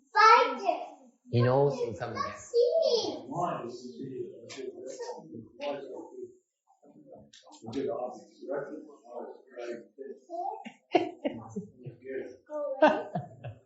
See, that's what he's a cultivator. Remember, he cultivated for a while before he decided that's what he wants to do. You haven't done that yet, my friend. That's why you don't get it. Ông nói hỏi tại sao mà cái lợi gì mà cúng cho Long Vương lợi gì đâu? Tôi nói ông tu thời gian ông mới ông có huệ rồi ông mới quyết định cúng cho Long Vương. Có huệ là ông này ông chưa làm mà dám chỉ trích người ta. Thì thiếu huệ vậy hả? You have to do it. Then you understand why. Why? It's not the Dragon King. It is to be able to give just like that. And done with it. That is wisdom. Không phải là Long Vương. Ông hiểu lầm. Người ta đọc cái chuyện, nghe cái chuyện này, ta hiểu lầm, nghe This is a typical Western reaction, by the way. So I'm glad I have an American in the audience who asked me this question, because none of the Asians would ask this stupid question. Mấy ngày nữa có người da trắng mới hỏi được cái câu này thôi. Tại người da trắng nghe cái chuyện này, ok, là họ giật mình nói, cái đó là vui gì? Tại sao vứt của cải? Người ta không hiểu rằng không phải Long Vương, mà đây là một cái hành động một người mà dám lấy tất cả cái quý nhất trong cuộc đời mình, thảy nó đi. He gave away the most precious part of his life, just like that. Incredible wisdom. Agree? See, it's too strong.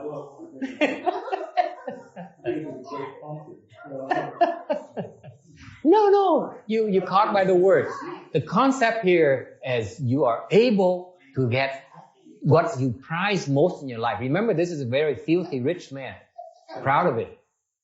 His prized possession, his most precious thing, and give it away. And get nothing back. I give it to her, she becomes grateful to me. You give it to me, you owe me. Okay? But he gives to the Dragon King, nothing back in return. That is wisdom. That's tremendous merit and virtue. Get it? Yeah. See, you're still thinking in terms of what do I get in return.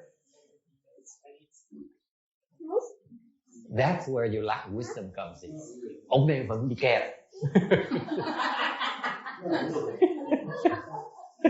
What's the point? What's the Dragon King get out of it? It's still moving. What's all the stuff? It's still moving. But He has more wealth. That's why he accepts it. Okay. You cannot disciple a Dragon King because the Dragon King is still attached to wealth. Okay. But he's not attached to wealth. Here, you take it.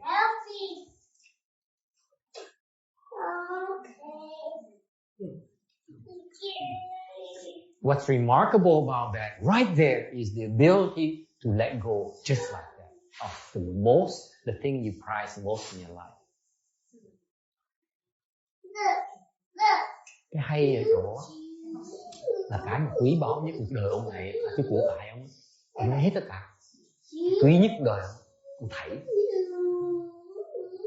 Người gọi là phi thường, đúng không? Mới gọi là đáng phục. This is what makes him so exceptional right there.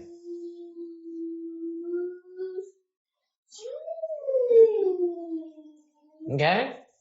Now, and then he comes back penniless. Hết của cải cho hết rồi. Làm gì bây giờ? So he has to earn a living. So the entire household, gia đình họ phải tìm cách sinh tồn. Làm gì? Họ sống không có nhà cửa, họ sống họ lấy mấy cái đan mấy cái tre, họ đan mấy cái đồ làm cái giỏ để đem ra chợ bán để mà lấy tiền mà mua gạo ăn. So what happened? They earn a living. So they made bamboo baskets. They made things that they go to the market and sell them, and then earn some money to buy some rice to eat. That's how they sustain themselves. Real character. The entire family. Và nhớ này là không phải là riêng ông không á, mà vợ ông cũng làm như vậy, con gái cũng làm như vậy, con trai cũng làm như vậy. This family is incredible. It's not only the husband, the wife agrees to that, the son agrees to that, the daughter agrees to that. All four of them agrees to it. This is why he's so famous. Okay, this is the first Chinese who does that, according to Chinese history. Now, the China people, they give to the temple, they give to thing, and they have the name inscribed somewhere. It says, Mr. So-and-so is a benefactor of such great deeds. This guy gives away everything he has. Nothing. No trace. Incredible man. Người hay rồi đó. Người thông thường người ta cúng dường ta cho người ta là ta phải ghi khắc bản tên rồi nọ, khắc tên đá để người ta đời trong tương lai, thế hệ tương lai ta biết mình làm ơn như vậy. Còn ông này cũng cho thấy cái rầm một cái xong biến mất luôn. Thư hiện đặc biệt như vậy. Okay. So they cultivate entire family, gia đình tu với nhau. Nghèo khó tu với nhau. And they got smart. And the guy said, I better find a teacher. Cái ông chồng mới nói, tu chậm quá, tôi mới kiếm thầy. So he would look around for a teacher. He went to temple, đi kiếm mấy chùa, mấy thầy, gặp mấy thầy, mấy cô, gặp ai cũng chê. You remember, this guy is very intelligent. You cannot be wealthy without intelligence. Let's face it. Okay? So he ran into a lot of monks and nuns, gặp nhiều thầy với cô lắm. Kìa. None of you is good enough. Wouldn't bow to anyone as a teacher. Không chịu chấp nhận ai làm thầy. Ngày kia, tới cái chùa kia. So he went to a place, very well-known master, and got an audience with the monk and asked him a question. Gặp người thầy rất nổi tiếng để hỏi một câu. He asked, do you know of a monk who is not attached to material things? Xin hỏi thầy có biết ai mà không có chấp trước về đồ vật chất không? And you know what the monk said? Biết thầy trả lời sao? He took his hand, placed on top of a layman Pan's mouth. Ông lấy tay, thầy lấy tay bịt cái miệng ông cái tên gì? Hả? Bàn. Ông bàn đó. Bịt miệng bàn. Ông bàn. Đây là thầy của tôi. Thì he said, you are my teacher. So he stayed with this monk here to learn from him. Ông mới chọn người làm thầy, ở lại tu với ông.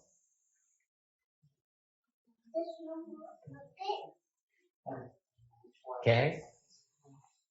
Tu thời gian rồi, after a while, his teacher said, you should become a monk.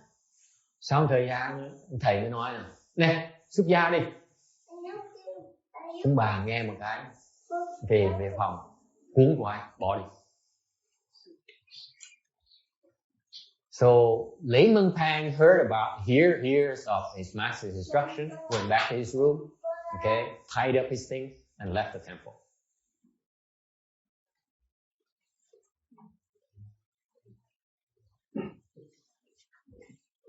And cultivated on his own and became enlightened. Bỏ chùa đi, tu một mình, và giác ngộ.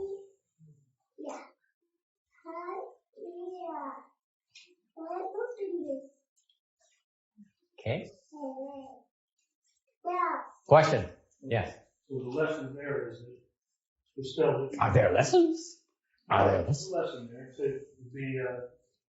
they didn't want to be attached even to the form of being a monk. Didn't want any attachment.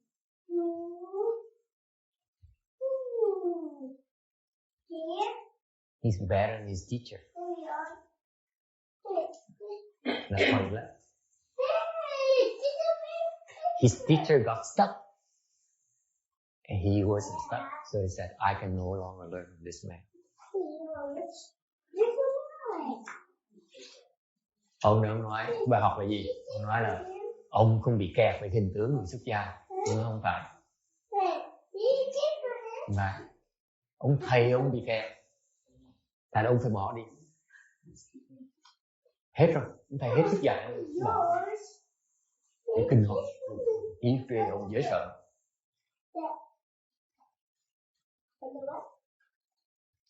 Because if he had stayed within his master would have held him down, slow him down. So he had to go and be on his own. His teacher is of no use to him anymore. Cái ông thầy ấy, là ông hết sức dạy. Mà nếu ở lại với ông thầy chỉ làm ông chậm lại thôi. Sự tiến bộ ông chậm lại, thành phải bỏ.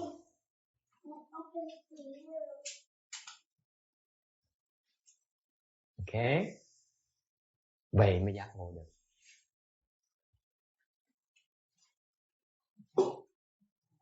Okay.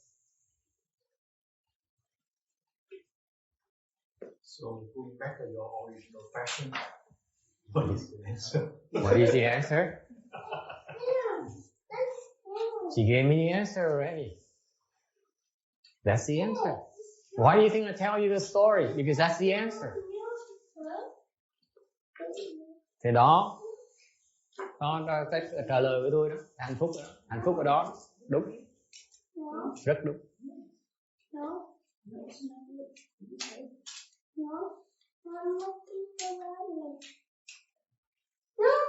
Hạnh phúc đó.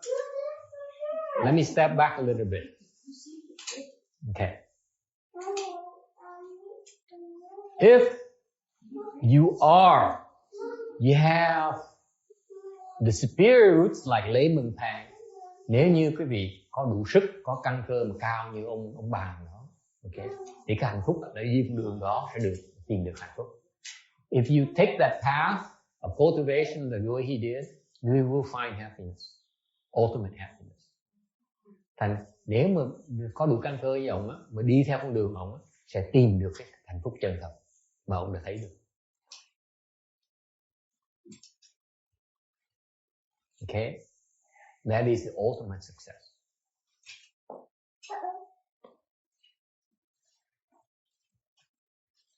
But what if you can? Nhưng nếu như quý vị không đủ sức thì sao bây giờ? Yeah. Là những gì mình đã có thế này. Mặc dù là nghèo khổ hay là giàu có, sung sướng hay là bình hòa hay là sức khỏe, mình chấp nhận một cách vui vẻ, tức là She says, we just have to accept that whether it's a rich or poor, whether it's sickness or health, whether it's a nobility or low station, you just accept it all, and that is what you ought to be doing.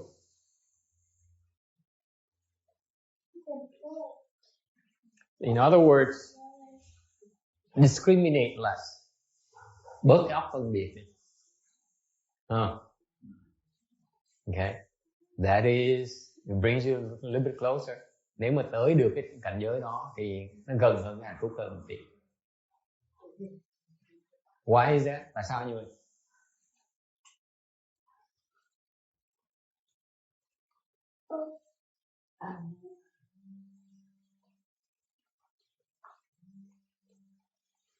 Because happiness for you is the absence of unhappiness.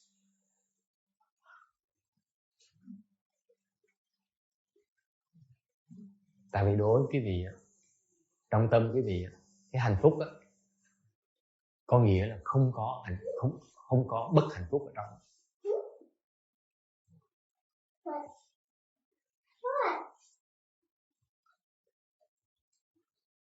Okay.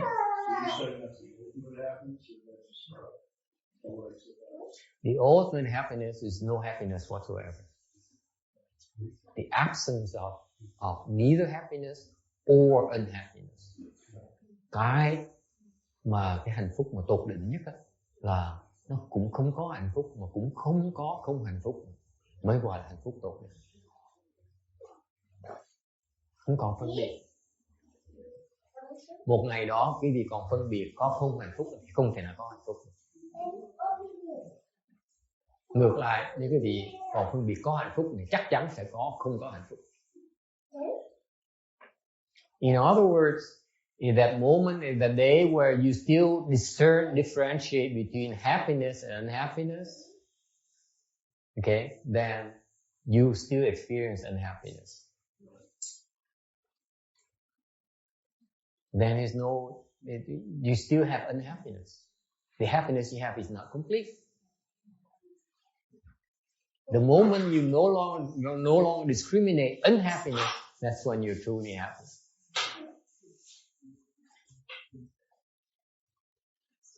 Nhưng lúc mà quý vị không còn phân biệt bất hạnh phúc nữa, thì lúc đó, hoặc là hạnh phúc đi nữa, lúc đó quý vị mới biết hạnh phúc thật sự. That's layman pang state. Đó là cái cảnh giới của ông bà.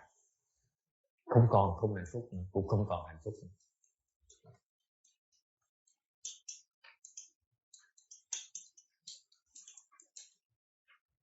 Alright. Đó là ngay kiếp này nè. Đó là cái cuộc đời ngày này làm được thì làm được như vậy. If you can't, nếu như cuộc đời làm không được thì làm sao bây giờ? If you can't, what to do?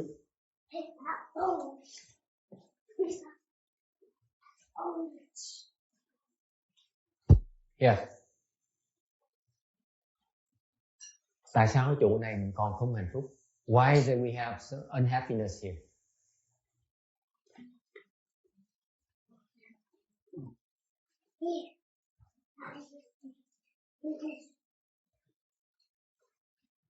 Tại mình phải trả những cái quả không hạnh phúc mình tạo ra trong quá khứ. Because you have to undergo the retribution for the unhappy things you created in the past. The unhappy seeds they create in the past. You need to undergo those retributions. Whereas if you were born in Pure Land, you don't have that problem. Ngược lại, nếu cái vị sinh hoạt quả cái tình độ đâu có trả cái quả. So, in summary, nói tóm lại,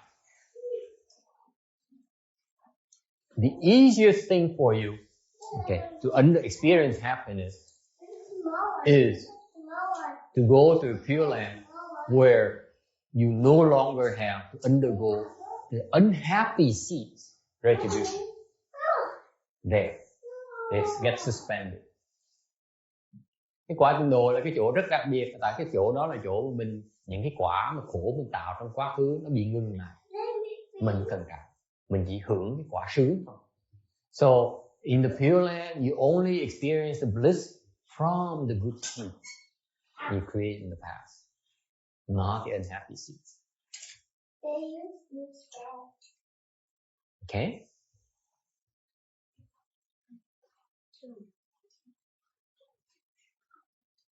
That's why a young man earlier asked me about his grandmother. I said, she's in the Pure Land. She's so unhappy. She's so happy already. He's the one sitting here and worrying about her. Thành hồi nãy có người nói tôi, có câu hỏi tôi là về cái bà nội đó. Bà nội không biết bây giờ bà có khổ không? Tôi nói lo gì mà lo tầm bậy. Bà nội đã qua Tây Phương Cực Lạc rồi, đó sướng cái mồ. Đó, bà đâu có biết khổ là gì. Chính cái người mình đang khổ mới lo về bà, nhưng bà đâu có biết khổ.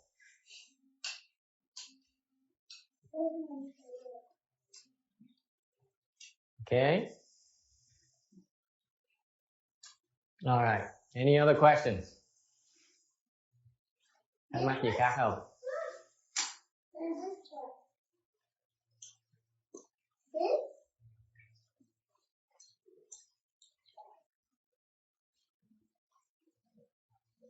It's 3 o'clock, so my time is up. So I might as well stop here because that's at the very beginning of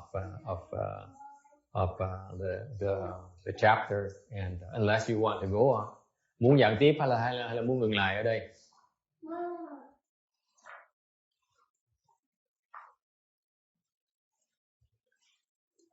Yes, stop or going on.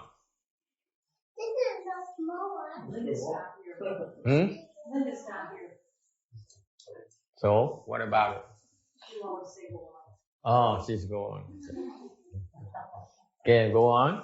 Okay, we can go on for a little bit. Okay.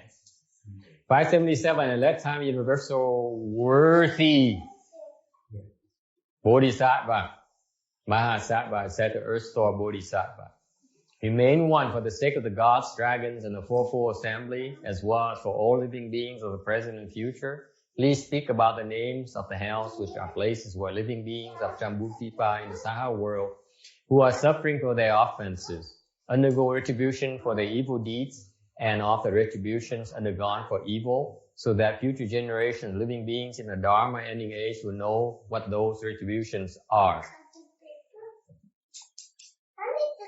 尔时，普贤菩萨摩诃萨白帝藏菩萨言：仁者，愿为天龙四众及未来现在一切众生说佛世界及阎浮提睡苦众生所受报具，地狱名号及恶报等事，使未来世末法众生知是果报。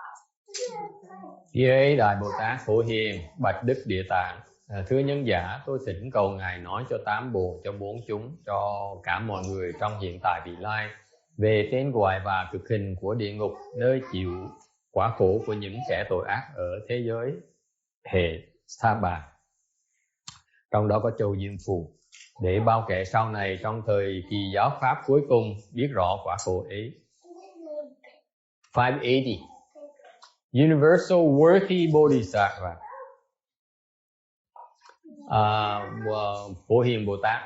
He rides a six-tusked white elephant, cưỡi một cái con voi có sáu cái ngà. His conduct pervades the entire realm. Cái hành của ngài ấy, là mãn pháp giới, khắp hết tất cả pháp giới. That's why it's called universal. Vì vậy mới gọi là phổ. The position is extremely close to sagehood. Cái vị của ngài ấy, là rất gần cái thánh, cái quả thánh mới gọi là hiền. That's why it's called worthy.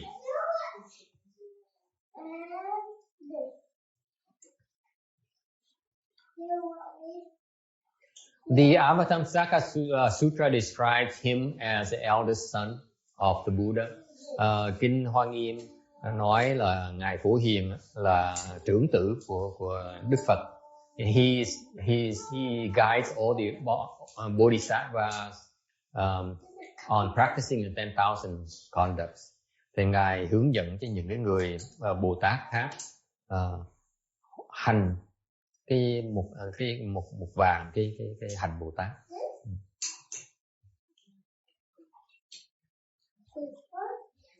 All the bodhisattvas who want to practice, okay, have to practice his path.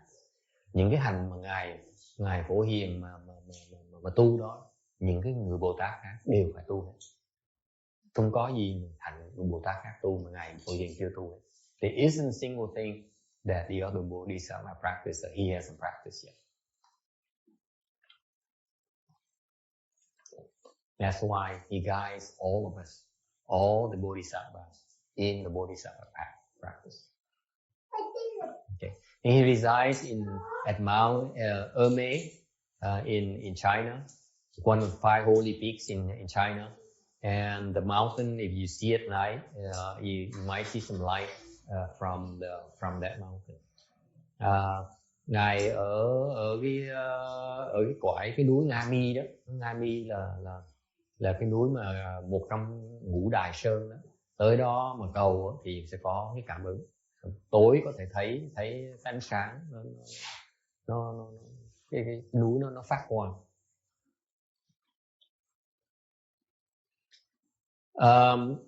He's no fighting thought. The king called no fighting thoughts of fifth prince. Trong cái lịch sử của Phật giáo thì đời xưa có một ông vua in the history of Mahayana, in the history of Buddhism, trong cái Phật giáo này. Đời xưa có một ông vua, there used to be a king called no fighting thought. Có ông vua tên là vô tranh niệm. Thì có nhiều người con lắm. He has a lot of princes, a lot of children, and Universal Worthy Bodhisattva was the fifth prince, the fifth son. Cái ông Phổ Hiền Bồ Tát này là người hoàng tử thứ 5 của người vua này. Vô tranh niệm. Okay.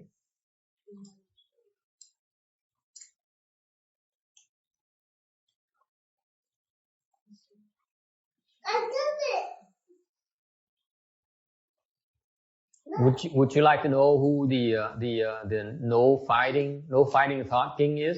Có người muốn biết vô tranh niệm là ai không? Vô tranh niệm là ai không?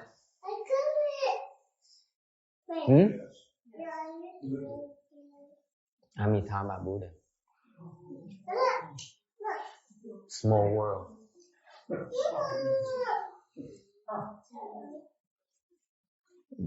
Vô tranh niệm vương là ai biết không? A Di Đà Phật.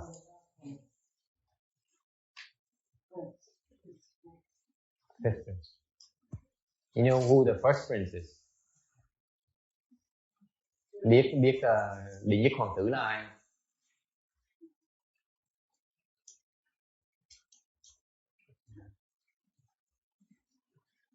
Thái tử là ai?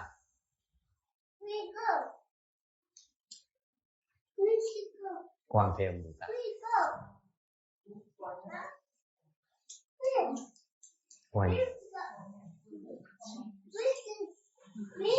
Second prince. Hoàng tử thứ nhì. Mọi người nói là Văn Thù. Wrong. Great strength. Đại Thế Chí. Đại Thế Chí là hoàng tử thứ nhì.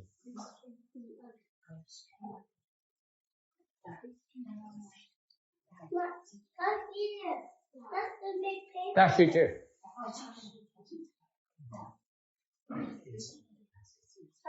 Yeah. So they all related. Mấy con Bồ Tát này họ quen nhau dễ sợ. They have connection, they have family connection way back then. Họ là từng tu với nhau, từng sinh trưởng với nhau, là từng có họ hàng với nhau từ lâu rồi.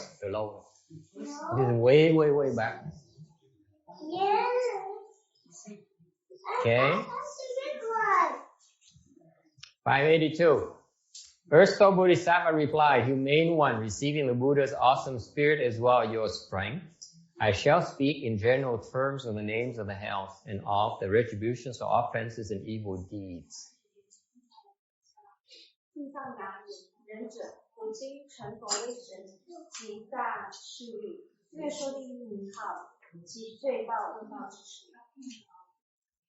Địa Tạng Đại Sĩ nói, thưa nhân giả, tôi sẽ dựa vào uy thần của Đức Thế Tôn và đại lực của nhân giả mà nói đại lược về tên gọi và cực hình của địa ngục. Humane One, nhân giả, rẫn trở. It's a polite form of addressing to express veneration, and you came and this title conveys great kindness and compassion. Nhân giả để diễn tả cái sự kính trọng của cái nhân vật này. Cái nhân vật này có đại từ và đại bi. The fourfold assembly, bốn chúng, meaning the monks and nuns and the laymen and lay women. Bốn chúng là gì? Là tăng ni với là Ubayyi. Your strength, ông phải dựa vào cái đại lực của đại lực của Phật với của Địa Tạng Bồ Tát. Your strength here is unmatched, and the result of saving living beings, of his being able to cross over so many beings. Cái lực là tại có gọi là có sức để mà cứu độ tất cả những chúng sanh. In general terms, he will describe the health and the kind of suffering that happened there. Để nói sơ lược về những cái khổ về của trong những cái địa ngục. Cái này nói thiệt ra nói là cái loại cái khiêm tốn. So it's a form of modesty, a form of expressing modesty in between bodhisattvas. Là ngay Bồ Tát với nhau, ta nói chuyện với nhau, ta nói khiêm tốn như vậy. Okay. Unlike us, you know, we like to boast and exaggerate what we can do and our self-importance. These bodhisattvas, they're very humble and modest. 586. Humane One, east of Jambudvipa, there is a mountain called Iron Ring, which is totally black and has neither sun nor moonlight. There is a great hell there called ultimately uninterrupted, and another called the Great Avicii. There is also a hell called Four-Pointed, a hell called Flying Knives, a hell called Fiery Arrows, and a hell called Squeezing Mountains, a hell called Piercing Spears, a hell called Iron Carts, a hell called Iron Beds, and a hell called Iron Ox. a hell called iron clothing, a hell called thousand blades, a hell called iron donkeys, and a hell called molten brass, a hell called embracing pillar, a hell called flowing fire, a hell called flowing tongues, and a hell called head chopping, a hell called burning feet, a hell called eye pecking, a hell called iron palace, and a hell called quarreling, a hell called iron axe, and a hell called much hatred. 原者原菩提东方有山，号曰铁围，其山黑邃，如日月光，有大地狱，号极一间，又有地狱，名大阿底，复有地狱，名曰四角，复有地狱，名曰飞刀，复有地狱，名曰火箭，复有地狱，名曰小城，复有地狱，名曰通香，复有地狱，名曰铁车，复有地狱，名曰铁床，复有地狱，名曰铁牛，复有地狱，名曰铁衣，复有地狱，名曰千仞，复有地狱，名曰铁驴，复有地狱，名曰降龙，复有地狱，名曰炮柱，复有地狱，名曰流火，复有地狱，名曰蒸蛇，复有地狱，名曰拓刀，复有地狱，名曰烧脚，复有地狱，名曰称眼，复有地狱，名曰铁王，复有地狱，名曰生恶，复有地狱，名曰铁，复有地狱，名曰多车。Thưa nhân giả, phía đông Diêm Phù có dãy núi tên Thiết Vi, giữa dãy núi ấy đen tối thăm thẳm, không có ánh sáng của mặt trời mặt trăng. Có địa ngục lớn nhất tên Cực Vô Gián, có địa ngục tên Đại A Tỳ, có địa ngục tên Bốn Góc, có địa ngục tên Phi Đao, có địa ngục tên Lửa, có địa ngục tên Núi Ép, có địa ngục tên Phóng Giáo, có địa ngục tên Xe Sắt, có địa ngục tên Giường Sắt, có địa ngục tên Bò Sắt, có địa ngục tên Áo Sắt, có địa ngục tên Ngàn Mũi Nhọn, có địa ngục tên Lừa Sắt, có địa ngục tên Nước Đồng Sôi, có địa ngục tên Ôm Cục Đồng, có địa ngục tên Lửa Tuôn, có địa ngục tên Cày Lưỡi, có địa ngục tên Chặt Đầu, có địa ngục tên Đốt Chân, có địa ngục tên Ăn Mắt, có địa ngục tên Viên Sắt, có địa ngục tên Cãi Cọ, có địa ngục tên Rìu Sắt, có địa ngục tên Dầm Nhiều. Okay, a little bit of situating of the hell. According to the Long Arma Sutra, the Buddha said that the four continents in heaven are encircled by 4,000 under heavens. Theo cái kinh đại cái trường A Hàm thì Phật nói rằng là cái tứ châu dưới Hà Thiên, Sư Kiền Sạ, tứ Hà Thiên được bao quanh có 8.000 cái bát cái 8.000 thiên hà. Outside of which is the Great Sea, ngoài đó trong cái đó có một cái đại hải thủy. Và ngoài cái đó thì có một cái the Great Vajra Mountain encircle the Great Sea, and then there's another Vajra Mountain. Rồi ngoài cái dãy núi dãy đại hải thủy đó có cái dãy núi Kim Sơn, Kim Cang Sơn, nó bao vây cái đại hải thủy. Rồi ngoài cái có thêm cái vòng Kim Cang Sơn nữa.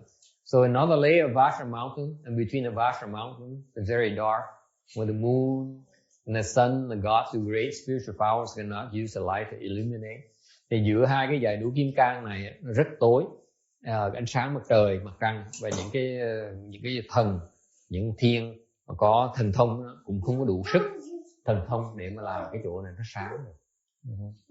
That's where there are 8 great hells, and it's so dark there that you cannot even see your own raised hand. Ở đó có 8 cái đại địa ngục, nó tối đen tối đến độ mà mình nhấc tay lên nhìn cái tay mình cũng không được, nó tối đến độ như vậy. Okay. The sutra mentions two things: the great avicii and the great, the ultimate uninterrupted. Kinh nói là có kinh đại vô gián, kinh đại a tỳ. Ultimately uninterrupted. Cực vô gián is also maybe the uninterrupted is because of we described the meaning uninterrupted before. Vô giảng phần trước có giảng rồi. Whereas the avicii is a Sanskrit for no concealing. Cái đại a tỳ là tiếng Phạn của vô già. Vô già có nghĩa là không có che, không có giúp.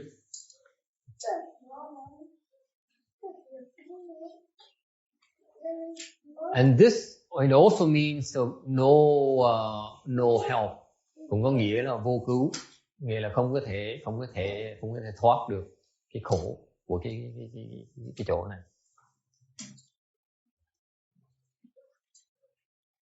And these places are for extremely evil people. And within the great avicii hell, there are countless smaller hells. Hai cái loại ngục này là cho những người đại cực ác để tới hai cái chỗ địa ngục này để mà thọ cái quả cực ác của họ. Và trong cái đại a tỳ có có vô lượng vô số những cái ngục nó nhỏ hơn. So to name a few who visit the avicii hell, cho quý vị biết 9 cái loài người mà sẽ tới viếng đại a tỳ.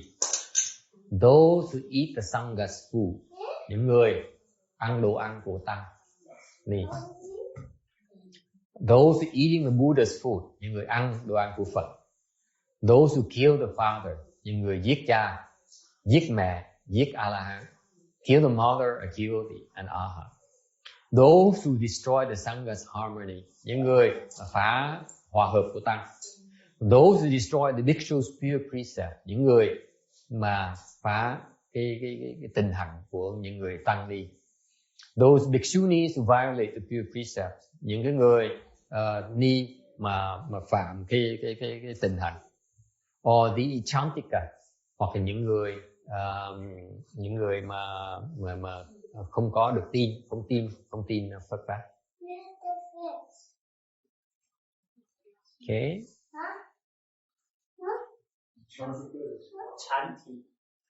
Chanti.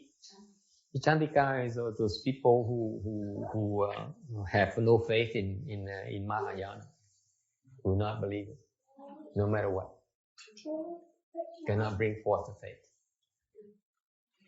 no matter what you explain to them, would have nothing to do with it. A huge number of people. Yeah.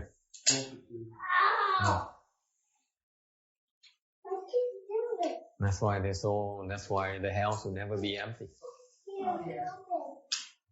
Nói không quen như mọi người như vậy, những người mà không tin đó, nó nhiều lắm. Cái này cho thấy sơ thôi, cho người thấy là cái địa ngục không bài nó trống, biết bao nhiêu người sẽ tới viếng.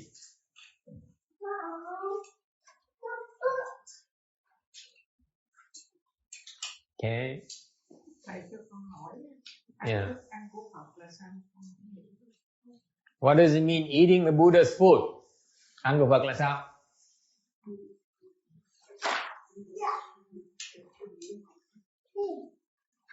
What do you think?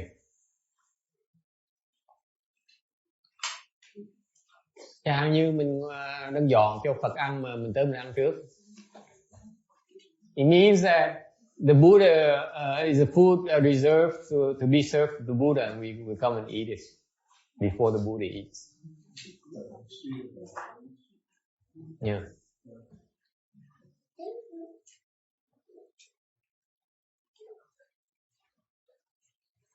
How about eating a Sangha's food? Hoặc là ăn đồ ăn của tăng ni, tăng đoàn là sao? What does it mean? Oh, you may not have this problem. Chắc quý vị không bao giờ có vấn đề nào đâu.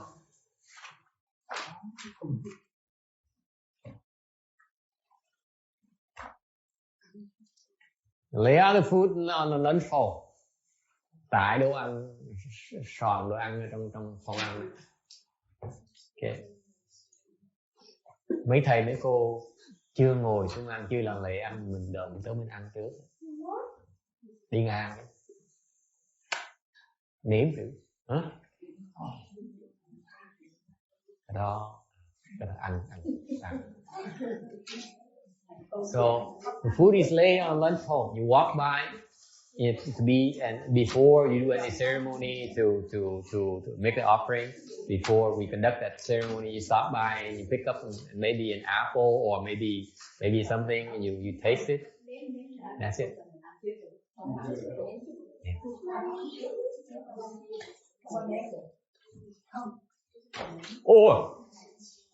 Or let's say you sit down and you follow us and go to the lunch table, you sit down before you decide anything.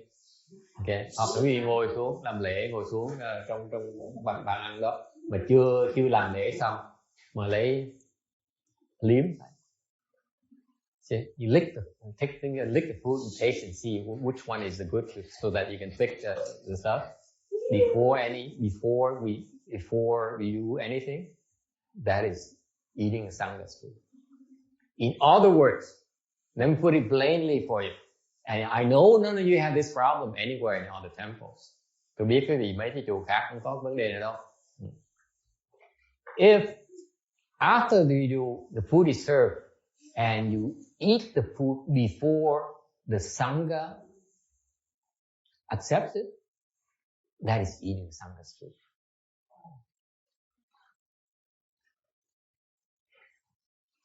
Nếu quý vị lấy đồ ăn mà ăn trước khi mấy thầy mấy cô mà nhận đồ ăn đó và đã ăn đồ ăn xong, thời bờ thành mấy chùa đúng theo tiêu chuẩn là phải đợi những người tại gia, phải đợi tăng đi, những người tăng đi nhận đồ ăn rồi mới có quyền dùng đồ ăn. Nếu đừng trước là lấy đồ ăn của ta. Chắc mấy chùa khác không có vấn đề nào ha.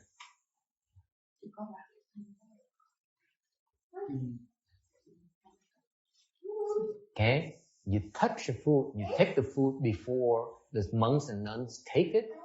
You're taking the monks and nuns' food. Yes, you don't have that problem, Janet. Yes. What if it's lunchtime and they don't come until like 15-20 minutes later?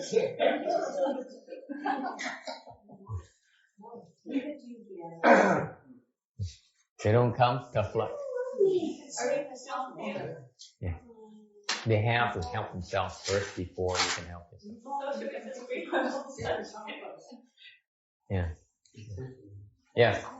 And so when we bring our own food, is that considering that? No. Okay. It's safe. It's still safe. You don't touch your own food. Yeah. That's why Ước said, yeah, that's why I bring my food. I don't have to worry about this thing. Thầy khổ, thấy mấy thầy cô thấy khổ thì sợ. Mở cái chùa ra, ta vào, ta làm, ta phạm đủ thứ chuyện tội hết. Mà mình không dạy người ta là cái bờ cái thần tới chùa mình là ta phạm tội đi xuống địa ngục. This is, I'm telling them, you know, as left home people, I watch it happening, and I see it, you know, we opening a temple and open the temple's door for you to come here and for you to commit offenses and fall to the house. We help you.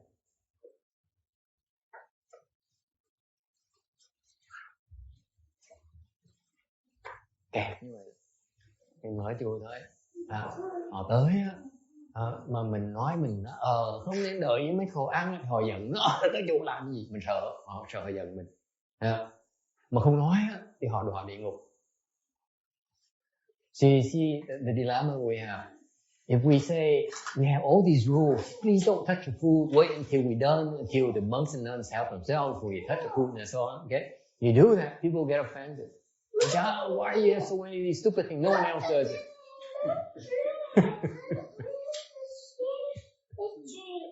Okay? And if you do tell them about it, they get upset, you know, I'm not going to this temple anymore.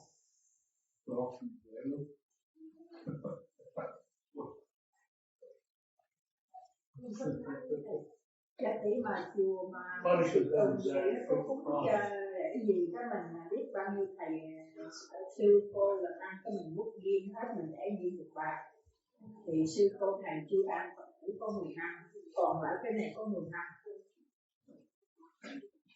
không có 15 phải đợi sư thầy ăn mình mới có 15. Dạ. Lỡ mấy thầy có đồ ý, lỡ mấy cô đồ ý muốn qua cái mâm kia ăn sao? So she says, let's say in a Dharma assembly, we put aside some food for the monks and nuns, and then we have the rest for the lay people. And so the lay people, can they eat before the monks and nuns? Say, no, you can't. What if the monk decides to go to the other table and eat with you? Thầy, theo con nghĩ của Thanh Hương có nói là tức là cũng như giống như mấy cái khay mình chừa thức ăn riêng cho chư tăng riêng. Phải vậy Hả? Rồi còn cái phần Hai cái mâm, let's say, ví dụ hai cái mâm bàn, chỗ này cái bàn này đẹp cho mấy thầy cứ ăn, mấy thầy mấy cô ăn trong bàn này, rồi cái mâm kia cho mấy người ăn, ok? Thì mấy người đi ăn với nhau chứ gì? Vẫn phạm tội như thế. cũng phạm tội, tại sư ăn cũng ăn chứ.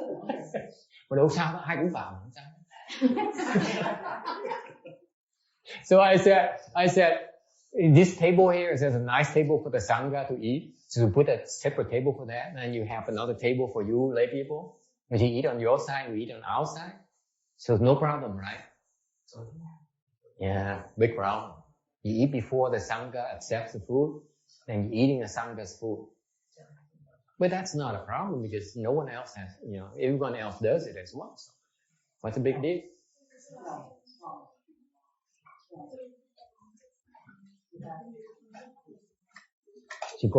Sư cô thấy cái tai hài dễ sợ không? Mình đang tạo cho người ta cái duyên đi đều.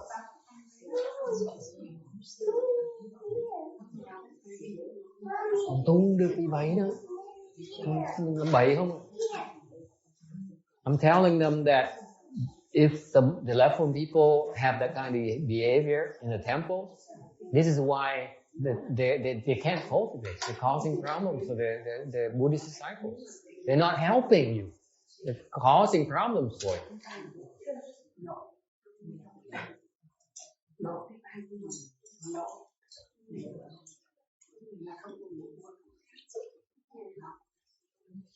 You see, you go to the temple, let's say the RBA temple, you watch it, that's how people behave. You have to wait until the ceremony, and then the monks and nuns have to accept the food first before they pass it on to the lay people.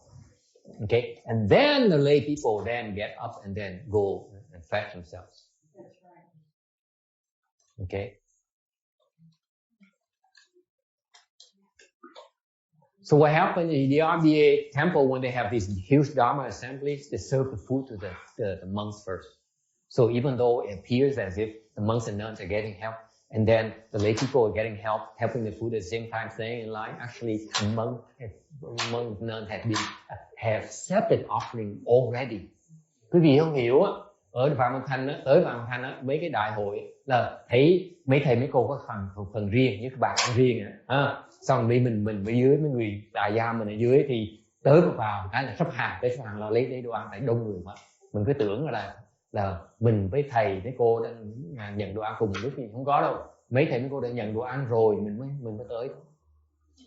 Không hiểu, không ai tới đâu không hiểu cái pháp này. Không nhận không ai được. Dễ sợ như vậy đó.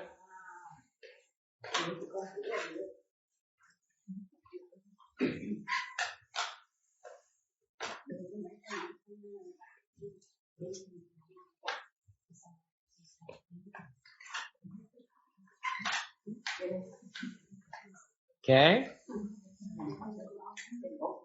This is why the sutra is so wonderful. Bởi vì cái kinh Địa Tạng nó hay rồi đó. Tại vì nó thực tế sẽ có những cái này đó, là cái phương tiện để quý vị thấy tại sao có những cái pháp trong chùa phải hành những cái pháp như vậy. Không thôi là sẽ có vấn đề nan giải, khó giải quyết. This is why the sutra is so wonderful in that it highlights, points out why we have such rules and regulations in temples. It's by design. It's for your protection. Okay? later on you see that lots more that you don't realize how these little things will bring a lot of grief for you if you don't pay attention. Mấy cái lắt nhắt không mà nó tạo phiền phức dễ sợ nếu không để ý. Okay. All right, we're going to stop here today.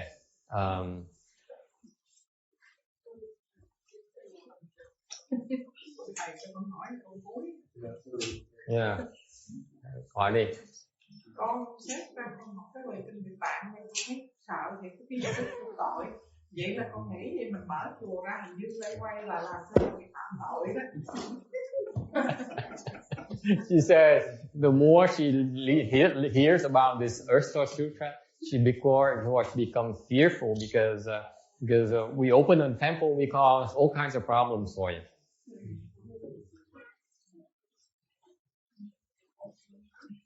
Thành sư cô nghĩ tại sao có nhiều người tới chùa nó phá chùa vậy? So I asked her back in return, why do you think that so many people intend on coming to the temple and destroying the temple? Tới phá chùa đó, giúp mình phá chùa tại sao? Mình trả họ cái nghiệp lúc trước không? Tao mà rớt địa ngục. Thu nợ máu mà. Họ tới phá chùa như vậy, mà trả lại cho mình. This is why nowadays there are people who will come to the temple intend on destroying the temple, destroying our cultivation. Why? Because we caused problems in the past. It's not by chance. Okay, they pursue us and cause problems for us. Tới phá mấy thầy mấy cô đó, tại trước mình phá người ta, mình do ta đọa, bây giờ ta đọa nữa.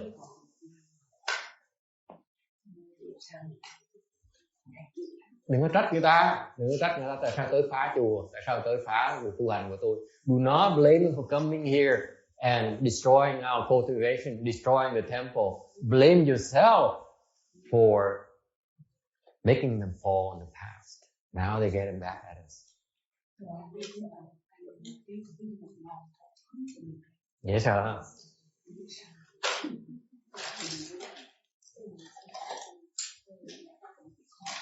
Okay, any other questions? Kính bạch thầy, bây giờ những người tới cái chùa mà ta lại phá tất cả cái người ở trong chùa con người trả cái kết quả của mình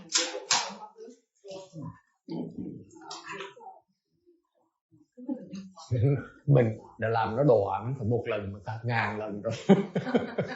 Rồi nó tới nó kiếp này nó trả chưa xong, kiếp sau tới nó rượt tiếp nữa, nó trả hoài. Ai về hại nó làm chi? Bây giờ tới nó hại mình mà.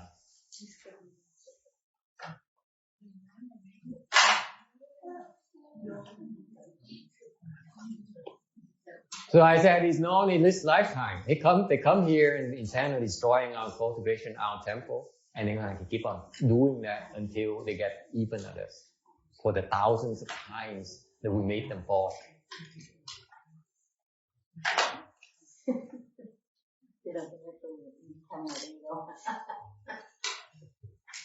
Khổ không? Cái tu thấy cái sướng gì tu đâu. Cúng có 10 đồng thôi mình thấy mình cậy răng nó mới cúng được 10 đồng. Trong đó mình nó rớt địa ngục, loạn sang ngầu. Thấy mình thấy nợ không? Mình phải giúp đỡ. So I say, for us to open a temple, for people to come here and bring forth a mind to make an offering of $10 in the offering box here, we make them, commit so many offenses. So we're coming out, we get into debt. And you wonder why this is dharming any age. No one can cultivate anymore. Bởi vì người tại sao đời mà Pháp sẽ khó tu dữ vậy? Tại sao mà không tu đi tới đâu? Cái phá người ta không đòi tu. Okay.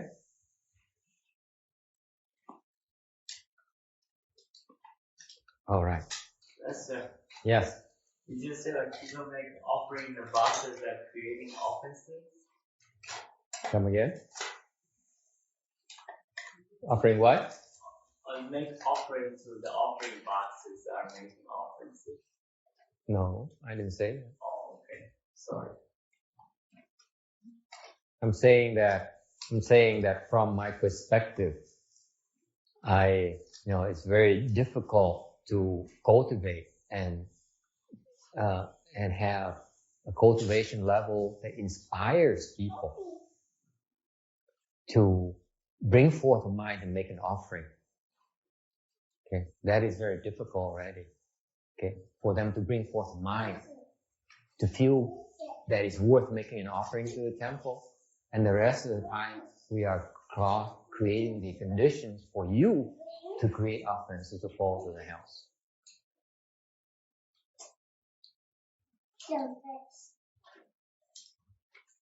So we get into deeper depths ourselves with the temple.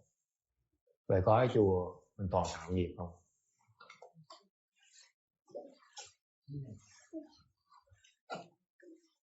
And the amazing thing is that, folks, all the monks and nuns I know of have this ideal of becoming a monk, a nun, and open a temple so that they can rescue and save living beings. Thành nói thiệt cái gì, tôi quen nhiều người, những người mà mới tu vậy, thì tu tăng cái gì là có lý tưởng, người nào cũng muốn sau này mở cái chùa thật lớn để mà cứu hóa chúng sanh.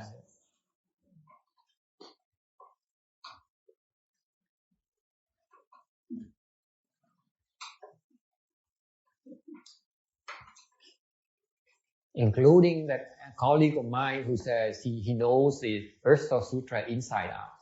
Bây giờ mới có tôi có một cái người tăng tôi quen vậy, là người tăng Việt Nam đó, đọc gọi là một sách, bất cứ mấy kinh đọc viết nêu trích ra cái kinh từng khúc của kinh Địa Tạng, nói tôi trật chỗ nào, kinh Địa Tạng nói tôi nói là trật. Mà tôi cám đoan cái gì họ mấy chỗ họ làm toàn tạo cái nhân để mình đòi địa ngục thôi. Hiểu kinh Địa Tạng, hiểu kinh hiểu sách, có lý tưởng cứu người giúp đời đó.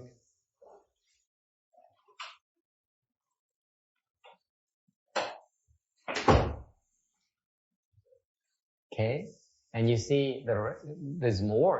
You see why there are certain things are happening around temple, and as you see, you delve deeper in this sutra, you see why these rules or regulations. Từ quý vị thấy tại sao có những cái phép tắc, những cái pháp mà trong chùa mình phải hành, nhưng thôi mình tạo nghiệp là nghiêm nặng lắm.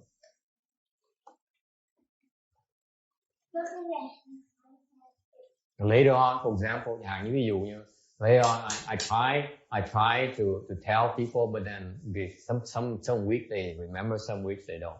Tôi nói cái gì chẳng hạn như tôi nhắc là mỗi tuần nhiều khi mà nhớ, phần lớn họ quên. I say, for example, before eating, you hit the bell. Chẳng hạn như trước khi mà dùng trưa đó, đi ăn trưa, đánh chuông đó. Thì như 9 phần 10 là không ai đánh hết. Rồi tôi cũng quên luôn nữa. So 9 times out of 10, 19 times out of 20, 99 times out of 100, people forget. And you know who pays the price? Quý biết ai trả cái giá đó không?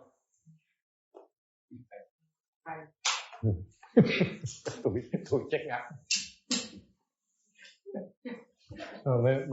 So they forget to do it, I pay the price. So I only said it once, but then they forget. They say, oh, it shouldn't matter because it's his problem.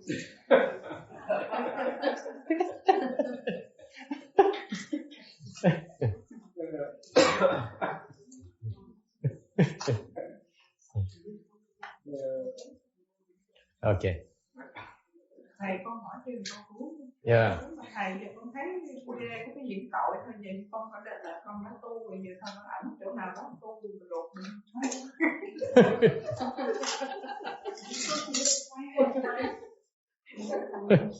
Yeah, hit something so that people know, because if they don't come, because we didn't invite them, I get in trouble. This is why I go to other temples. They don't give me food, and this is my karma, my retribution. And even worse than that. Anyway, so she's saying, can I find a place where I don't want temples anymore? Bởi vì sư cô mới hiểu là trước giờ tôi đâu có tham chùa đâu, đừng có dạy. She said, the more I hear about this, I don't want a temple anymore. You're right. I never wanted a temple myself. It's a lot of hassle, a lot of dangerous, a very dangerous thing to do. Không biết đó. Mở chùa không toàn bứt đầu bứt tóc, tóc bạc không, tóc không bạc rồi con bị đọa địa ngục nữa. Rồi nó tới nó đòi mình, nó đòi nợ mình, cái đời đến kiếp nó tới nó đòi ngồi. So a lot of hassle. Your hair turns white, and you have a group of Buddhist disciples who will come after you lifetime after lifetime after lifetime. You know, if they weren't Buddhist, that's understandable. They are your own disciples. Không phải Phật tử thì nói gì. Đằng này họ là đệ tử của mình á, nó tới nó đòi nó rượt mình, đời kiếp nó rượt mình, nó đòi mạng.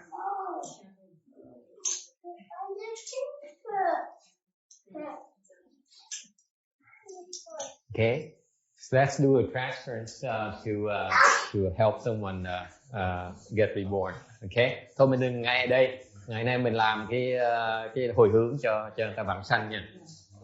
Page 31, please.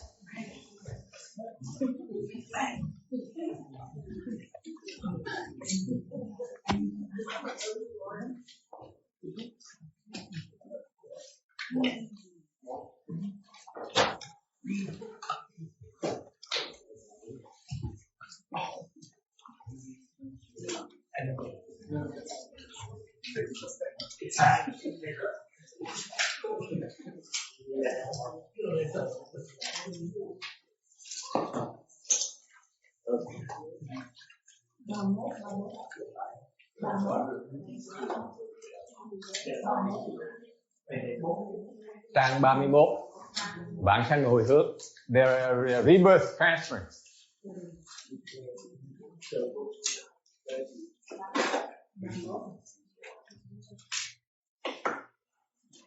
Có đồ ăn như sư cô, có đồ ăn. Không được.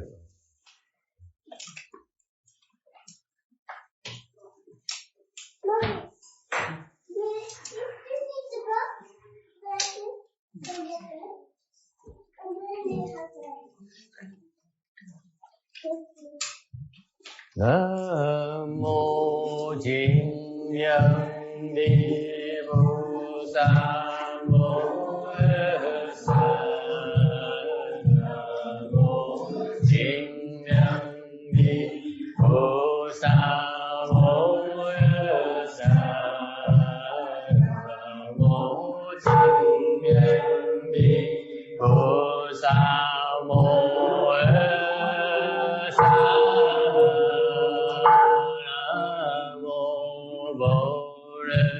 Huệ sao vô Bồ Tát. Nam mô Bồ Huệ sao vô Bồ Tát. Nam mô Bồ Huệ sao vô Bồ Tát. Vô lô mi đô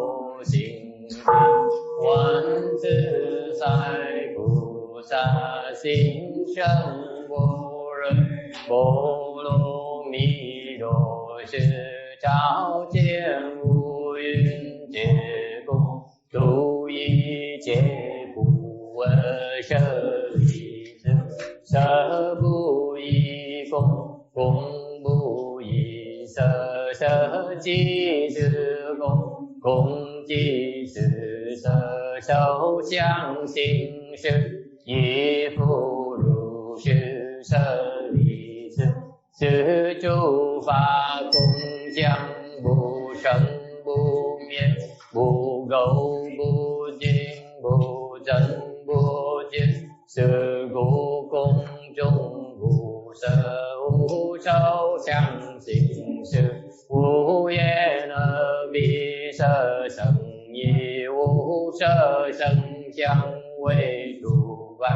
无眼界乃至无意识界，无明意无明界，乃至无老死意无老死尽，无故尽灭道，无智亦无得亦无所得，无地萨多依波罗蜜多，无心无爱无爱无有功不愿力颠倒梦想究竟涅槃三世诸佛。